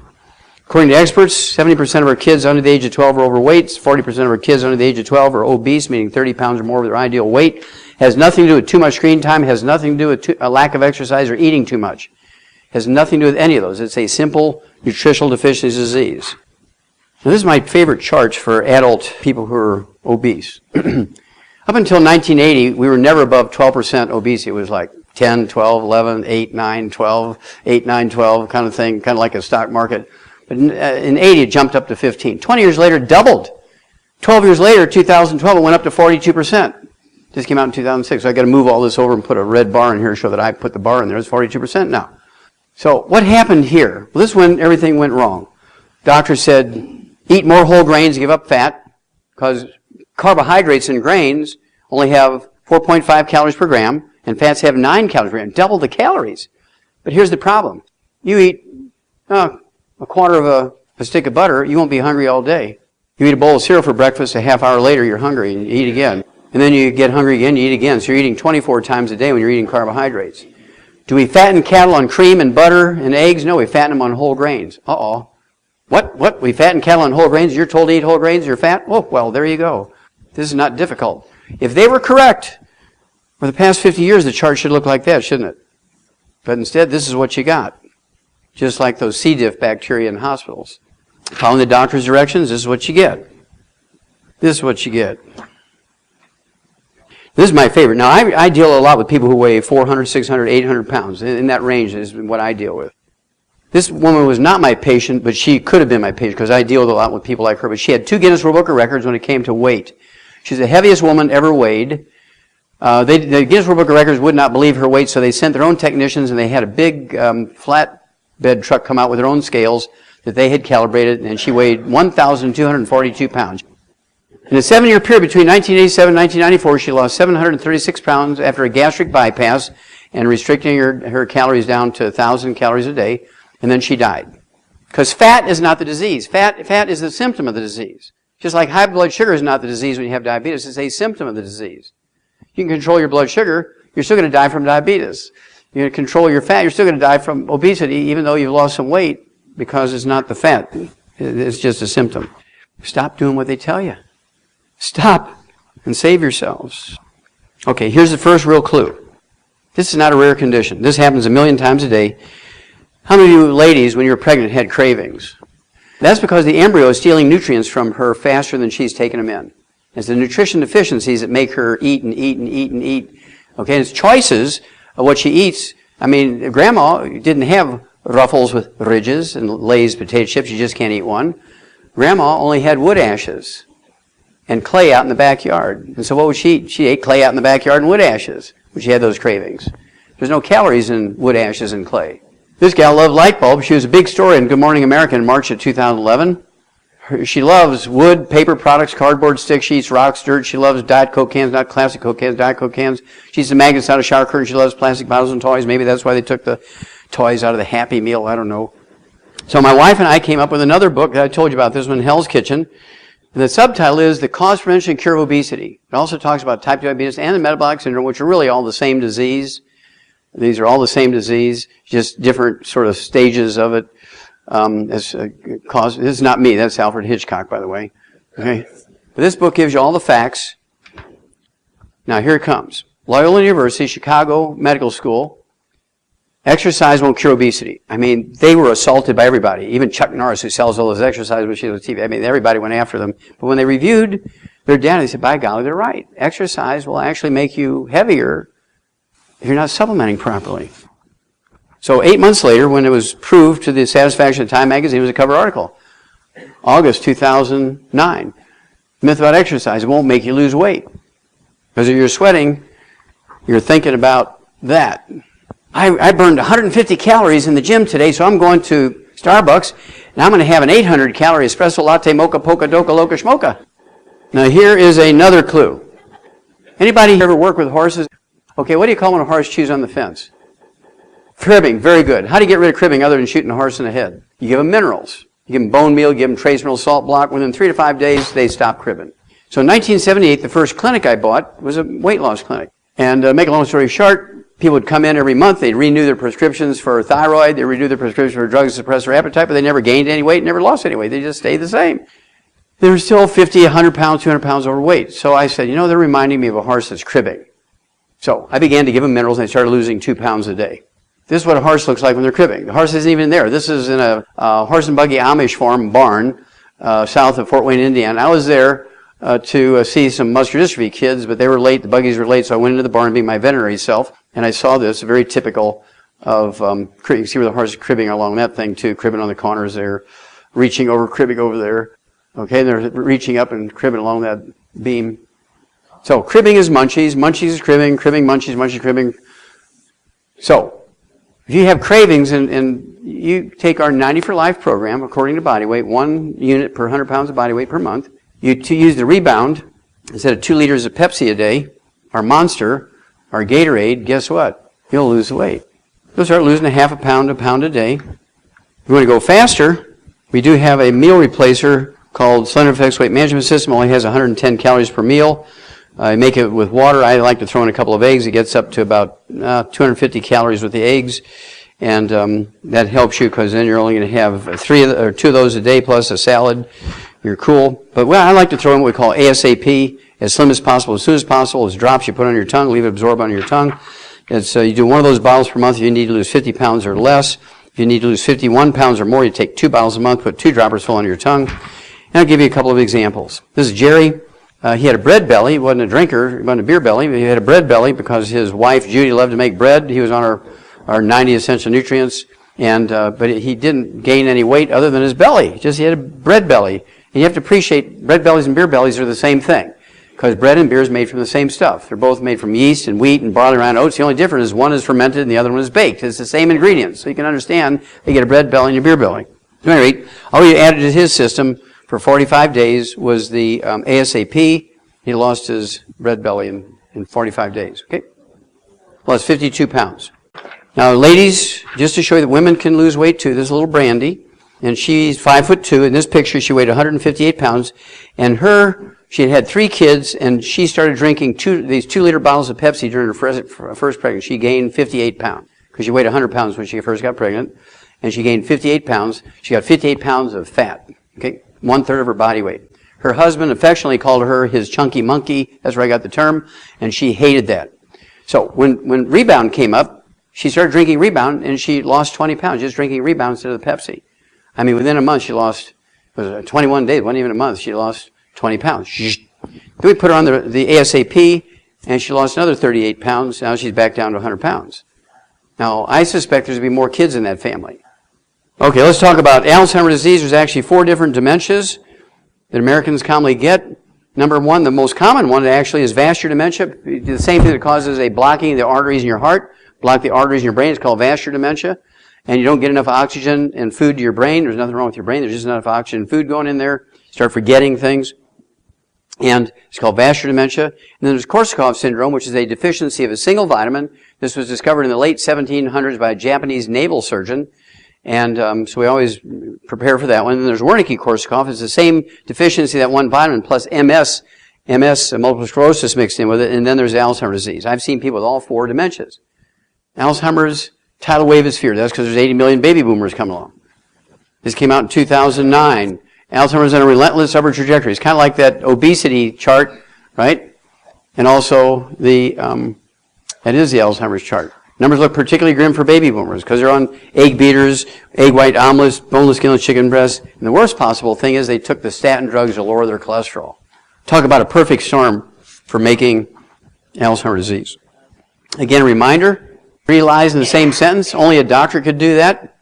Alzheimer's is the only disease amongst the top 6 killers in the USA for which there's no prevention, cure, or treatment. That's all a lie. Okay, in 1992, the University of California, San Diego, and the Salk Institute came out with this study, and they said if you take somebody with advanced Alzheimer's disease, you give them a high dose of vitamin E, they'll get better. Now, this isn't some comic book stuff. This is a 10-year study from the Salk Institute and the University of California, San Diego Medical School. So I read this into my audio cassette tape. This is part of my audio cassette tape. I said, vitamin E can ease memory loss in Alzheimer's victims, which means it cannot be genetic. Because there's no genetic disease that you can even help any little bit by giving a vitamin or mineral. So if you can get some clinical improvement by giving them one vitamin that ain't genetic, that's simple stuff. That's 4th grade biology. Every medical association in every state in the United States went to their state attorney generals and had them send me a demand warrant, making me prove what I was saying was true. Otherwise, they're going to take my assets away and put me in jail. I don't know how they can put me in jail in 50 states, but cut me up, I guess. And so we had to send all 50 states a certified copy of that newspaper plus a copy of the CD. But they could say I was just reading that, and so that's the First Amendment thing. So all states except Arizona and Michigan dropped the charges. I had to go do kind of a pretrial hearing and everything in Michigan and Arizona, but the judge threw it out after they saw my presentation and everything. And so they had to pay my legal fees and transportation, and I love that part. Okay. Then in 2010, front cover story, U.S. News World Report, America's Best Nursing Homes, Aging Well, obviously marketing to the baby boomers. What science reveals about aging? Is your job killing you? Your first baby boomer's heart battle. But this is why I bought it. 7 habits that lower the risk of Alzheimer's disease. What does that tell you? It ain't genetic. If you can sleep 2 more hours a night, if you can walk around the block 2 more times, if you can eat a banana every week that you weren't doing, you can read a little bit more, read a book every month. Because one of the things they mentioned was read a book every month, reduce your risk of Alzheimer's disease. It ain't genetic. So right there it says, if it ain't genetic and you get it late in life, that means we can prevent it, and that means we can get rid of it. Amen. Remember, there's 4 different dementias, so I always like to treat for all 4.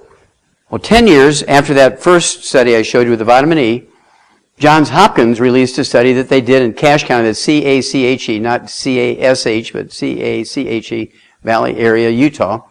And this was the bottom of a small sea or lake thousands and thousands of years ago, and the mountains go all the way around it. This is laser flat. They didn't have to bulldoze it flat because it was just it's the bottom of a lake or inland sea, so it was just flat.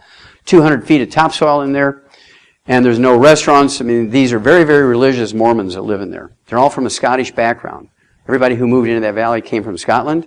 For some reason, they all converted to Mormonism, and they lived and ate, and they're all farmers, and they all ate the food. They wouldn't even go to a restaurant. They're very religious people. They're kind of like the equivalent to the Mormons of the Jewish kosher people are to the Jewish people, okay? The Orthodox Jewish people. And they have a supplemental book to their holy book, okay? This holy book supplement tells them what to eat, what not to eat, just like the kosher Jewish people, Orthodox Jewish people have their stuff they're not supposed to eat and stuff they're supposed to eat.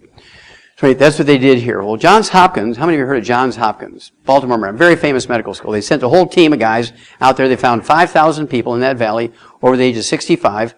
They divided them in half, and they gave half of them, 2,500 for 10 years, a vitamin supplement. The other half, they gave a dummy pill. Double-blind, randomized study, gold study from one of the top medical schools in America. They published it in 2004. And I'll bet your doctor didn't email you the results. If he didn't, you need to fire him. I guarantee you most of you would be firing your doctors. The first study in 1992 was just vitamin E. I was so excited about that. I said, they need to give them all 90. But instead, they just added vitamin C to it. We don't want to get too aggressive here. So they just added vitamin C. Make a long story short, they said people taking the vitamin C and E over the 10 years were 78% less likely to have a diagnosis of Alzheimer's disease than them that didn't. 78% reduction in risk by just adding 2 vitamins to their diet. Now, I guarantee it's more complicated than that because right now as we speak, in fact, I'm going to be meeting with these guys here in a couple of weeks. They've been doing an analysis of the soil for me in that valley because those 2 vitamins are a cofactor for some mineral or minerals in there. Right now, I'm giving everybody everything. So I know they're getting it all because they're getting everything, right? But I guarantee there's some minerals in there that are very high. But at any rate, if you take everything, you're going to get everything, right? But just think about it. You can reduce your risk by 78% just with supplementation. Same people, they're homogenous, same cultural background, they're all from Scotland, they're all farmers, they all live in the same valley, they're all the same religion, they all eat the same things, all avoid the same things. I mean, it's like laboratory rats, they're about as homogenous as you can get. Why did medical school go there? Why did they go there? Because you can't, in Baltimore, Maryland, you can't find 2 people who are alike, let alone 5,000. That was pretty smart on their part, wasn't it? So anytime your doctor says it's genetic and there's no way to prevent or cure, you're saying, liar, liar, pants on fire. Okay. Well, 4 years ago, I believe it was, Ray McGregor's sister, he's from Greensboro and she was from Charlotte, and she's one of our associates, one of our distributors, and she called me 4 years ago and said, my brother Ray was diagnosed 8 years before she called me, and said, which is 12 years ago now, and said, he was diagnosed with Alzheimer's disease, and the doctor says genetic, and I might as well get my reservation in his nursing home right now, so I'll be sure to have a space when the time came, blah, blah, blah. And it's scaring me. And so I took him to neurological clinics. I even went to the medical school here in North Carolina and had the head of the Department of Neurology examine him, and he agreed with the primary care physician that it was Alzheimer's disease. And when she called me 4 years ago, he had lost his memory completely. He was unable to communicate with grunts or barks or blinks or raising a finger or anything. He could not communicate anyway. We couldn't tell if he was, I never saw him. This is over the phone. He would lay on the floor and curl up in a fetal position. So anyway, what I did for him was say, okay, look, I'm going to treat him for all 4 dementias because we're kind of late in the game here, right? I said, well, thank you for calling me in early on the case, right? He's in a hospice. He's being fed with a G-tube, so you got to get him off the Ensure because Ensure is made 60% by volume corn oil. Trans fatty acids, the worst possible thing for a normal brain, let alone anybody with any brain disease like Parkinson's disease, MS, Lou Gehrig's disease, or any dementias. No Ensure. So, okay, we need you to get your brother off of Ensure. We have that shake we told you about, the Slender Effects, but if we just make it with water, he's going to lose weight. And what I want you to do is make it with heavy whipping cream because I want to rebuild his brain. And with heavy whipping cream, I want you to put 4 eggs in it, and I want him to have 2 servings of that a day through his G-tube. You have to whip it up real fine, put it through the G-tube. And then I want him to have 4 more eggs. I'm going to have a total of 12 eggs a day because I'm calculating how much cholesterol I'm giving him. I rebuild the brain in case he does have Alzheimer's disease, right? Not cooked, but raw. Then I want him to have 2 healthy heart and brain packs per month, but I want him to have 4 half doses a day, split out during the day. Mix it with milk, get it through the G-tube. That's how you're going to get the other 4 eggs in there. Then, in case it's vascular dementia, I want him to take 3 of the Ultimate Daily tablets 3 times a day, grind them up, put them in with that milk and the other stuff, and put them through the G-tube, because it actually dilates arteries and improves blood flow. Then I want him to take 3 of our de-stress capsules 3 times a day. That's 3 bottles a month, because it has that one vitamin that's deficient when you have Korsakoff syndrome and Wernicke-Korsakoff syndrome. He got 28,000 times the minimum daily requirement of that one. Then I want him to have selenium. I want him to have 9 of our selenium a day, 3 at breakfast, 3 at lunch, 3 at dinner. That's 3 bottles a month in case he has Wernicke-Korsakoffs, where I get rid of the plaque in his brain from the MS. Then I need him to take 12 of our Smart FX a day. These are DHAs and EPAs, which are the raw materials for the brain to make neurotransmitters for memory and cognition, problem solving and memory. I'm going to have 12 of those a day. You have to puncture a little soft gel capsule, squeeze that in through the G-tube. She took a 6-month leave of absence because the technicians and the doctors at the hospice wouldn't do it. She said, I'm going to give him the best shot I can. I'm going to take 6 months off of work and do it. Now, she calls me a week later. I told her to call me every 2 weeks and give me kind of a progress report because this is under a controlled situation. She personally was going to do it every day, so I had faith she was going to do it. So she calls me on the radio, and the producer says, Doc, there's this lady screaming about her brother with Alzheimer's disease. Well, it's a week. Maybe something terrible has happened. Put her on. I'm going to quote her exactly, so bear with me. It's very emotional for me because I want to quote for you. Okay, here we go. So be prepared. And she said to me, quoting her now, he's cured! In 1 week's time, he got dressed and walked out. He did not have Alzheimer's disease. Alzheimer's disease would take me 9 to 12 months to reverse, but he had Korsakoff syndrome, which is curable in a week. It's a simple deficiency of a single vitamin. Remember I told you I gave him 28,000 times the minimum daily requirement of that vitamin? Because she gave me little signals to make me think it was more likely Korsakoff syndrome than Alzheimer's disease. So I kind of raised bet on that one, and it worked. I do this 1,000 times a year now. Very simple. It's called Korsakoff syndrome. The same formula works for Parkinson's disease, MS, and Lou Gehrig's disease. I have many, many wealthy, billionaires that we've reversed their terminal Parkinson's disease in 3 months. They went from being weeks away from death to 3 months later to perfectly normal. Okay, Parkinson's disease. Same formula. Okay, arthritis. 95% of arthritis is a simple mineral deficiency disease. Starts out as osteopenia, osteoporosis, osteoarthritis, degenerative arthritis, bone-to-bone arthritis, all the same disease, just different degrees of severity. And, one begets the other as you go along if you're not solve the problem. We have the healthy bone and joint pack for that, 1 per 100 pounds of body weight. And there's 4 ingredients in there, so you have to give a full dose of all the ingredients twice a day for a 200-pound person. But I have over 150 pounds. I like them to have 15 of the glucogel a day, which are the raw materials to support and promote maintenance, repair of cartilage, ligaments, tendons, connective tissue, disc between the vertebrae, bone, matrix, bone itself. It's actually a mix of chondroite and sulfate, glucosamine sulfate, hyaluronic acid, and collagen. It's all in one capsule. This was the main message in the Dead Doctors Don't Lie audio cassette tape back in 1992 when that came out. And, of course, one guy branded me with that audio cassette tape. I never thought in my wildest dreams it would be a big deal, but one guy bought 20 million of them for $1 a piece. His check cleared. It was really weird. He got excited about it. So I thought, man, this must be something. And since then, I've sold 180 million. So you need to kind of change your story. It's 180 million now. They're still going out the store at 50,000 a week. Now, 5% of arthritis is rheumatoid arthritis. 5% is rheumatoid arthritis. Rheumatoid arthritis is easily curable in 2 weeks. Rheumatoid arthritis is a simple infection with a bug called mycoplasma. Mycoplasma is the cause of rheumatoid arthritis. It's not autoimmune. It's not a genetic disease. It's not just dumb luck. It's not somebody's put a hex on you. It's just a simple infection. It's curable in 2 weeks with an antibody called minocycline, like the little bait fish, minocycline. Take that minocycline, it's gone. You're still going to have some damage, so it might take you 30, 60, 90 days, depending on the degree of damage, the healthy bone and joint pack to regrow everything, and then you're done with it. Now, the doctor will only make $300 in office calls if he cures you with that program. Pharmacists might make a few bucks from the minocycline prescription. You've heard of minocycline. It's a member of the tetracycline family. Sure. If he treats you for 25 years, he makes $750,000. Joint replacements, all the side effects of the drugs you got to treat. And so he has to think for 0.3 of a millisecond. Am I going to make $300 or am I going to make $750,000? Which way do they all go? They're a monopoly, no competition, and insurance pays.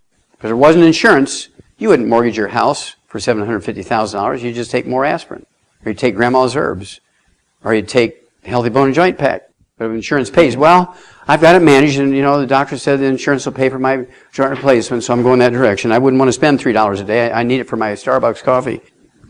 Okay, this is Andy Young's living room. I was kind of 40 pounds heavier there, but he'd canceled his double knee replacement, and we rebuilt his knees in 90 days, and he's been a very good friend of mine ever since.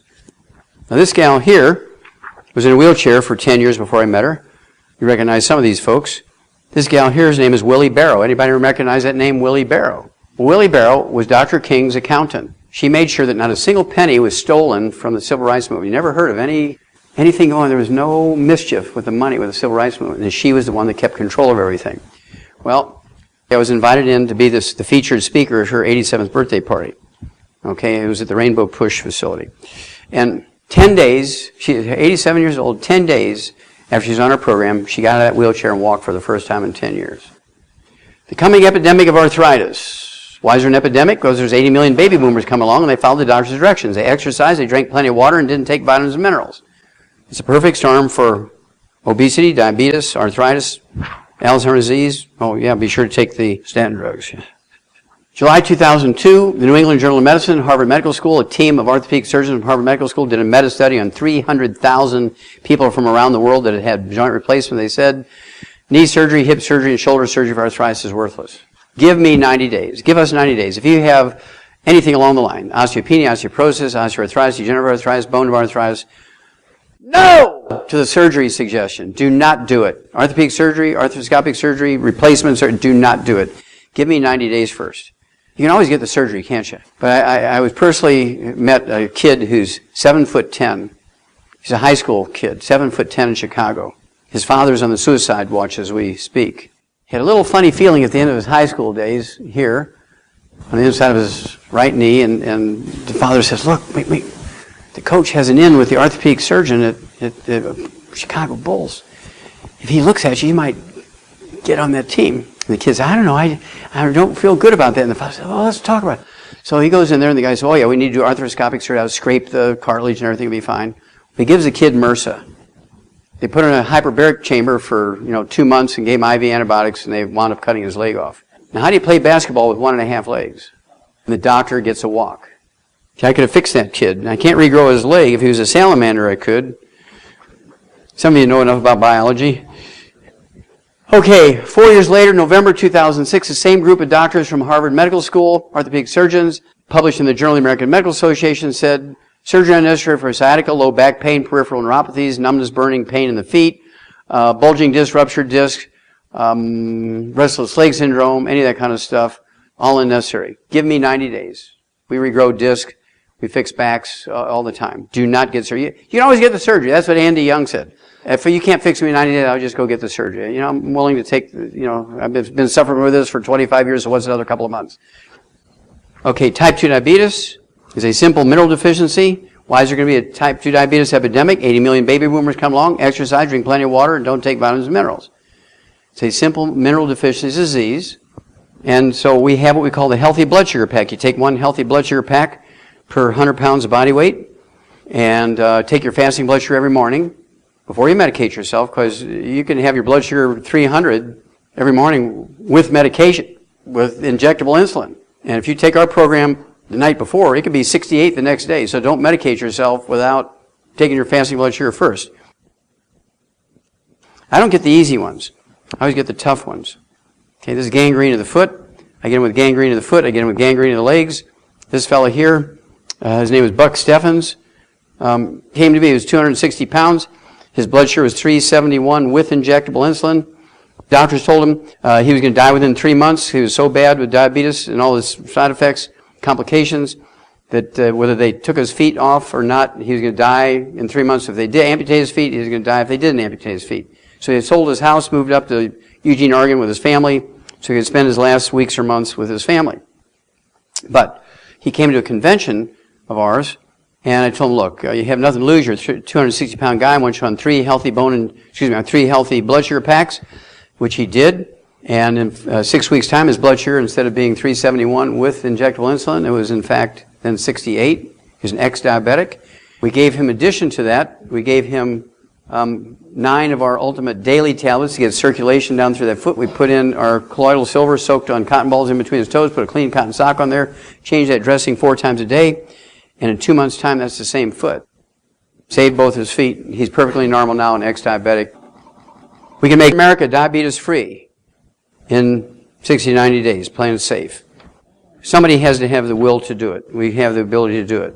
Give me 90 days first. You just keep taking your antibiotics, keep that gangrene from getting worse, and give me some time, and the odds are we'll be able to fix this. Do not get amputations first without trying something else. If it's not cholesterol that clogs your arteries, what is it? It's the inflammation we already talked about, the inflammation from fried foods, processed meats with nitrates and nitrites, oils, and in many cases gluten, wheat, barley, rye, and oats. Okay, now this fellow here is a pastor, and you may know him. He's Tyrone Kreider from Southside Chicago.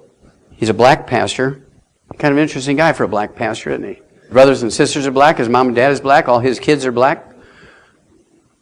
But he has green eyes, and he's whiter than me. Why is that? Because on his mama's side and on his daddy's side, they had some white guy or gal several generations ago. And just by dumb luck, the recessive genes came together when his daddy fertilized his mama's egg, and that's how that happened. So he's an interesting guy, very interesting man. He's a pastor of a very big black church in South Side Chicago. Tyrone Kreider is his name. He's 300 pounds in this picture. When I met him at 1 o'clock in the morning in the lobby of a hotel, he brought a letter of introduction from Martin Luther King III, who was his roommate in Morehouse College when they were college kids. And Martin, I worked with Martin for a long time. And he was on the heart transplant list. He actually had a bracelet. He says, if this thing starts buzzing, the light's going off just like that thing they give you when you're at a restaurant waiting for a table. He says, if this thing goes off, starts buzzing, the lights start blinking, I'm out of here, don't think I'm rude. But I'm on the heart transplant list. I have congestive heart failure, which is he didn't say this, I'm telling you this. He had congestive heart failure, which is a deficiency of a single vitamin. It's curable in a couple of weeks.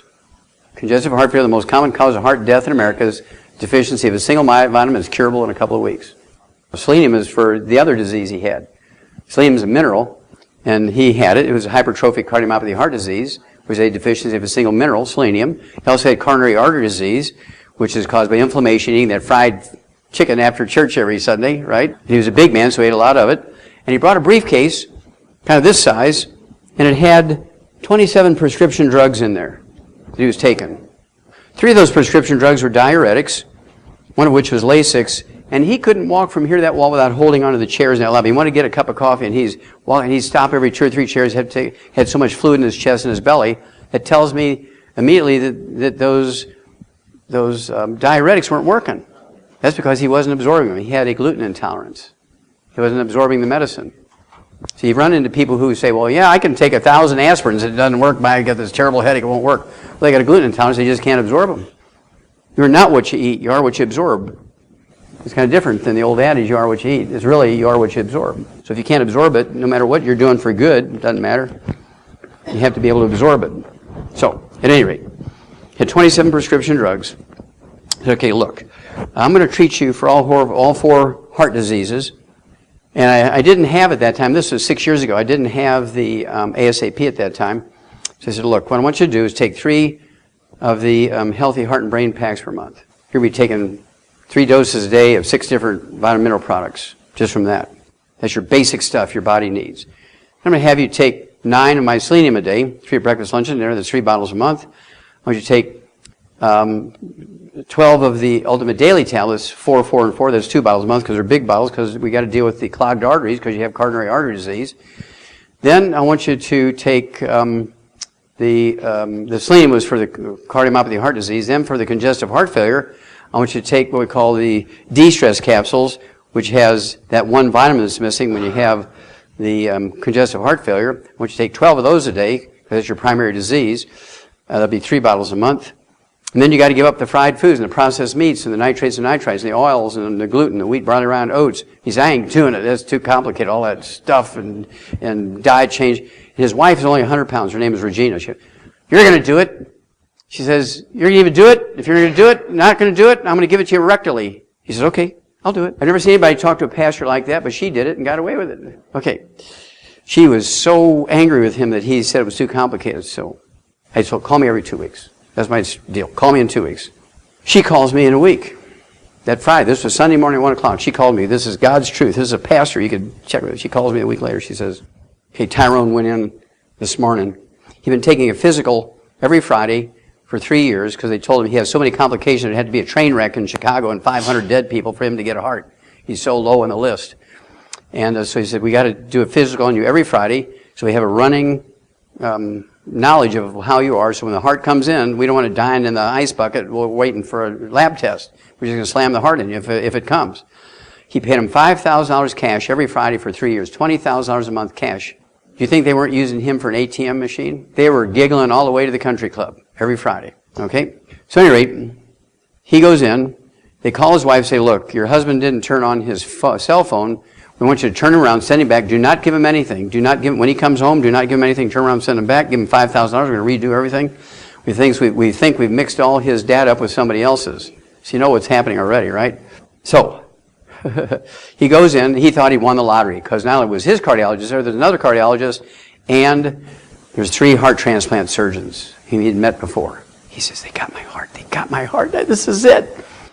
They did all the tests again. They took him off of all 27 prescription drugs. They took him off the heart transplant list and deemed him cured. And now he is preaching. Before he couldn't preach. He had to sit, on the stage, and then he had an assistant pastor preach for like 5 years because he couldn't preach. He couldn't breathe. He was so full of fluid.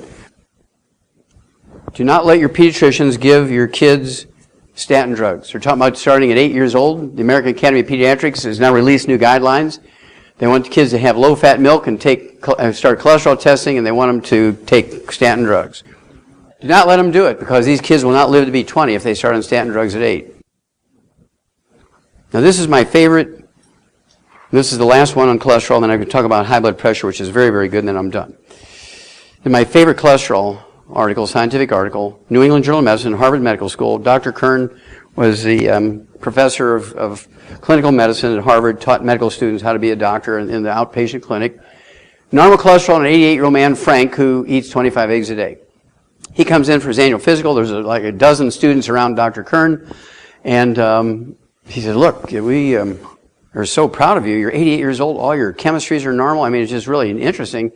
And so we want to reward you. We decided since we get lots of free samples and everything, we're going to give you a free supply, a 1-year free supply of Viagra. And he stands up. He puts his, picks his belt up, throws his shoulders back, and says, I don't need none of that Viagra stuff. I'm pretty good in that area. They're really, and all the students are giggling, and because I called Dr. Kern and asked him, he said, well, the students are really giggling over that one. And I said, well, what makes you so sure you're in good shape over that? And he says, well, I eat 25 eggs a day. And you can imagine Dr. Kern, a medical doctor from Harvard, somebody eating 25 eggs a day and their cholesterol's in the normal range. So he's got to have a heart attack, right? So they all run in the lab, they rerun all the blood, and sure enough, it's still normal. Comes back out, he's sitting down, he says he's patting his brow with his handkerchief because he's sweating. He says, okay, tell me why I eat 25 eggs a day. So Frank stands up again, pulls his belt up, throws his shoulder back, and says, because it makes me more studly. I are a stud now. I want you to think about it. Cholesterol makes up 95% of testosterone. If you're on an egg-free diet, there ain't nobody home. You're eating 25 eggs a day. Yahoo! Okay, high blood pressure, quickly, is not a genetic disease. It's a simple mineral deficiency. Salt has nothing to do with high blood pressure. If you swell up, you get edema when you use salt. That's because you have low blood protein. Eat more eggs to get your protein up. You won't have the swelling. After years of telling healthy people that too much salt isn't good for them, researchers still don't have solid evidence to back up the claim. Doctors say the stupidest things constantly, like there's no prevention for Alzheimer's disease. Okay? So, I'm a farmer, and so you put a salt block out in pasture for cows and horses and whatnot. Is there anybody out there telling a horse or a cow they're limited to 1 lick a day? No. I refuse to believe my human patients are dumber than a cow. So I said, just salt your food. Just salt it, go crazy, bathe in it, salt it, put it on your arms, put it in your ears, put salt everywhere, go for salt. He said, God says, go forth and be as the salt of the earth, and he lives forever. Doctors say restrict salt, and they only live to be 56. I'm going with God on the salt thing. So, there's 2 things you need to do, in addition to firing your doctor. It starts with this. Journal of the American Medical Association, August 2003. They talked about an herb called dark chocolate, not milk chocolate, dark chocolate, that has a substance called flavonols with lower blood pressure. Now, it doesn't give you the mineral that will permanently cure it, but it will lower it like a pharmaceutical will without the complications of pharmaceuticals. It has flavonols in the dark chocolate. Okay? So, when that came out, 2003, we came out with a liquid dark chocolate called Cocogevity Plus. It has the flavonols in it, plus 3,000 of those ORIC points in it per ounce. So you take 2 ounces a day. We are a coffee company. We sell organic coffee. And so we want you to put an ounce of this twice a day in your cup of organic coffee. Make your own mocha cafe, right? Why give Howard all the money? Do it yourself. Plus you get the flavonols to lower your blood pressure without the complications of the pharmaceuticals. We also have pieces of chocolate, each the size of a pat of butter. They come in boxes of 100 or 20. It's a little cheaper in boxes of 100 because there's less packaging. Each piece the size of a pat of butter has the flavonols in it to lower your blood pressure. It's gluten-free, glycemic friendly, so even diabetics can take it. 2 of these will give you 33,000 of those ORIC points, so I take 6 of these a day. I never take less than 6 a day, so I get 100,000 ORIC points. Remember, these long-lived people taking 20,000 to 50,000, Americans taking 1,500. I take in 100,000. I'm going to end my presentation with a little summary here. It goes like this. If I were to live to be 112, nobody would pay attention to it. They say, well, Wallach can't claim that's his stuff because people live to be 112 all the time. So I have to live to be 200. I'm pointing to center field. I'm pointing to center field like Babe Ruth, right? I'm pointing to center field and I'm saying I'm going for 200. If I only make it to 179, that'll still be better than 112, right? But to get to 179, I got to shoot for 200. So I'm pointing to center field. Now remember, here's Babe Ruth, 2 outs, 2 strikes, and at the bottom of the 9th, and they're down by 3 runs. He steps out of the batter's box, knocks the mud off his cleats, and he points out to center field. Everybody, including the pitcher, knew what he was talking about. He's going for a grand slam so they'd win by 1 run. But they were down by 3 runs. That pitcher, he was smart. He'd have just thrown a ball into the dirt and walked him because he could probably handle the next batter. But instead, he's too arrogant, and he threw that pitch, and Babe Ruth hit that grand slam, and they won by 1 run. I'm pointing to center field, say I'm going for 200. Okay, now I'm doing everything right. And these people live with me. They eat with me. We spend a lot of time. I give 300 lectures a year. They'll be with me for a couple of days, and they pass me off to somebody else. They'll be with me for a couple of days. They pass me off to somebody else. So I eat with a lot of people. And they see me take my stuff every day. I do it twice a day. I've been taking the 90 essential nutrients twice a day since I was 9. That's why I haven't been to a doctor in 65 years. I don't have any health problems. I have no health problems. Okay? So, the message here is I started doing it when I was 9. I mean, you can start now, right? I have 4 kids, 8 grandkids, and 4 great-grandkids. They're all in the stuff before they're conceived, all through their pregnancy, and from the moment they're born. None of them have ever been sick. None of my kids, my grandkids, or my great-grandkids have ever been sick. So the point is, if we all do this basic thing, avoid the bad stuff, the fried foods, the processed meats with nitrates and nitrites, the oils, the salad dressings, the mayonnaise, the cooking oils. If you eat canned fish, it's fine, but eat them packed in water, mustard, tomato sauce, not oil. Use your brains, use your heart, save your families. You got to do these things. And if we can save America, but we're going to have to do it. We can't wait on the doctors to make up their minds. They're going to be 1,000 years behind. It took them 1,000 years to give up the idea that disease is caused by evil spirits.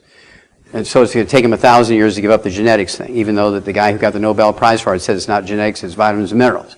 Okay, you're going to have to take the ball and run with it. If you do that, we can save ourselves. If you don't do that, you will be burying your children. That's what it comes down to. All right? So, we're looking for lots of help. I'm not here just to sell another bottle of minerals. I don't make any money personally from selling minerals and things. I do these lectures for free. I make my living from selling books. And so I did that purposely so doctors couldn't take away from the message. Well, he's selling them vitamins, minerals. He'll tell you anything to sell them vitamins. Well, I don't make anything from it. I purposely don't. So they can't say that. And so we're looking for lots of help. We're in a major growth phase right now because the medical system's having troubles of its own. The government is in trouble financially, and the economy is in trouble financially. And so people are coming to us now who wouldn't have looked at us before. So we need lots of help, and we give car bonuses and stock options. We give tax benefits because you own your own business. You can't get these tax benefits when you're a good employee. You have no tax benefits when you're a good employee, but when you own your own business, even a little $10 business like Longevity, you actually can get you can get back most of your withholdings. So isn't that for a one-time fee of $10 every year, get back thousands of dollars? Whoa. You don't have to think about that for 3 seconds. Pretty simple stuff, okay? So, doesn't get any better than that. God bless you all. Thank you very much.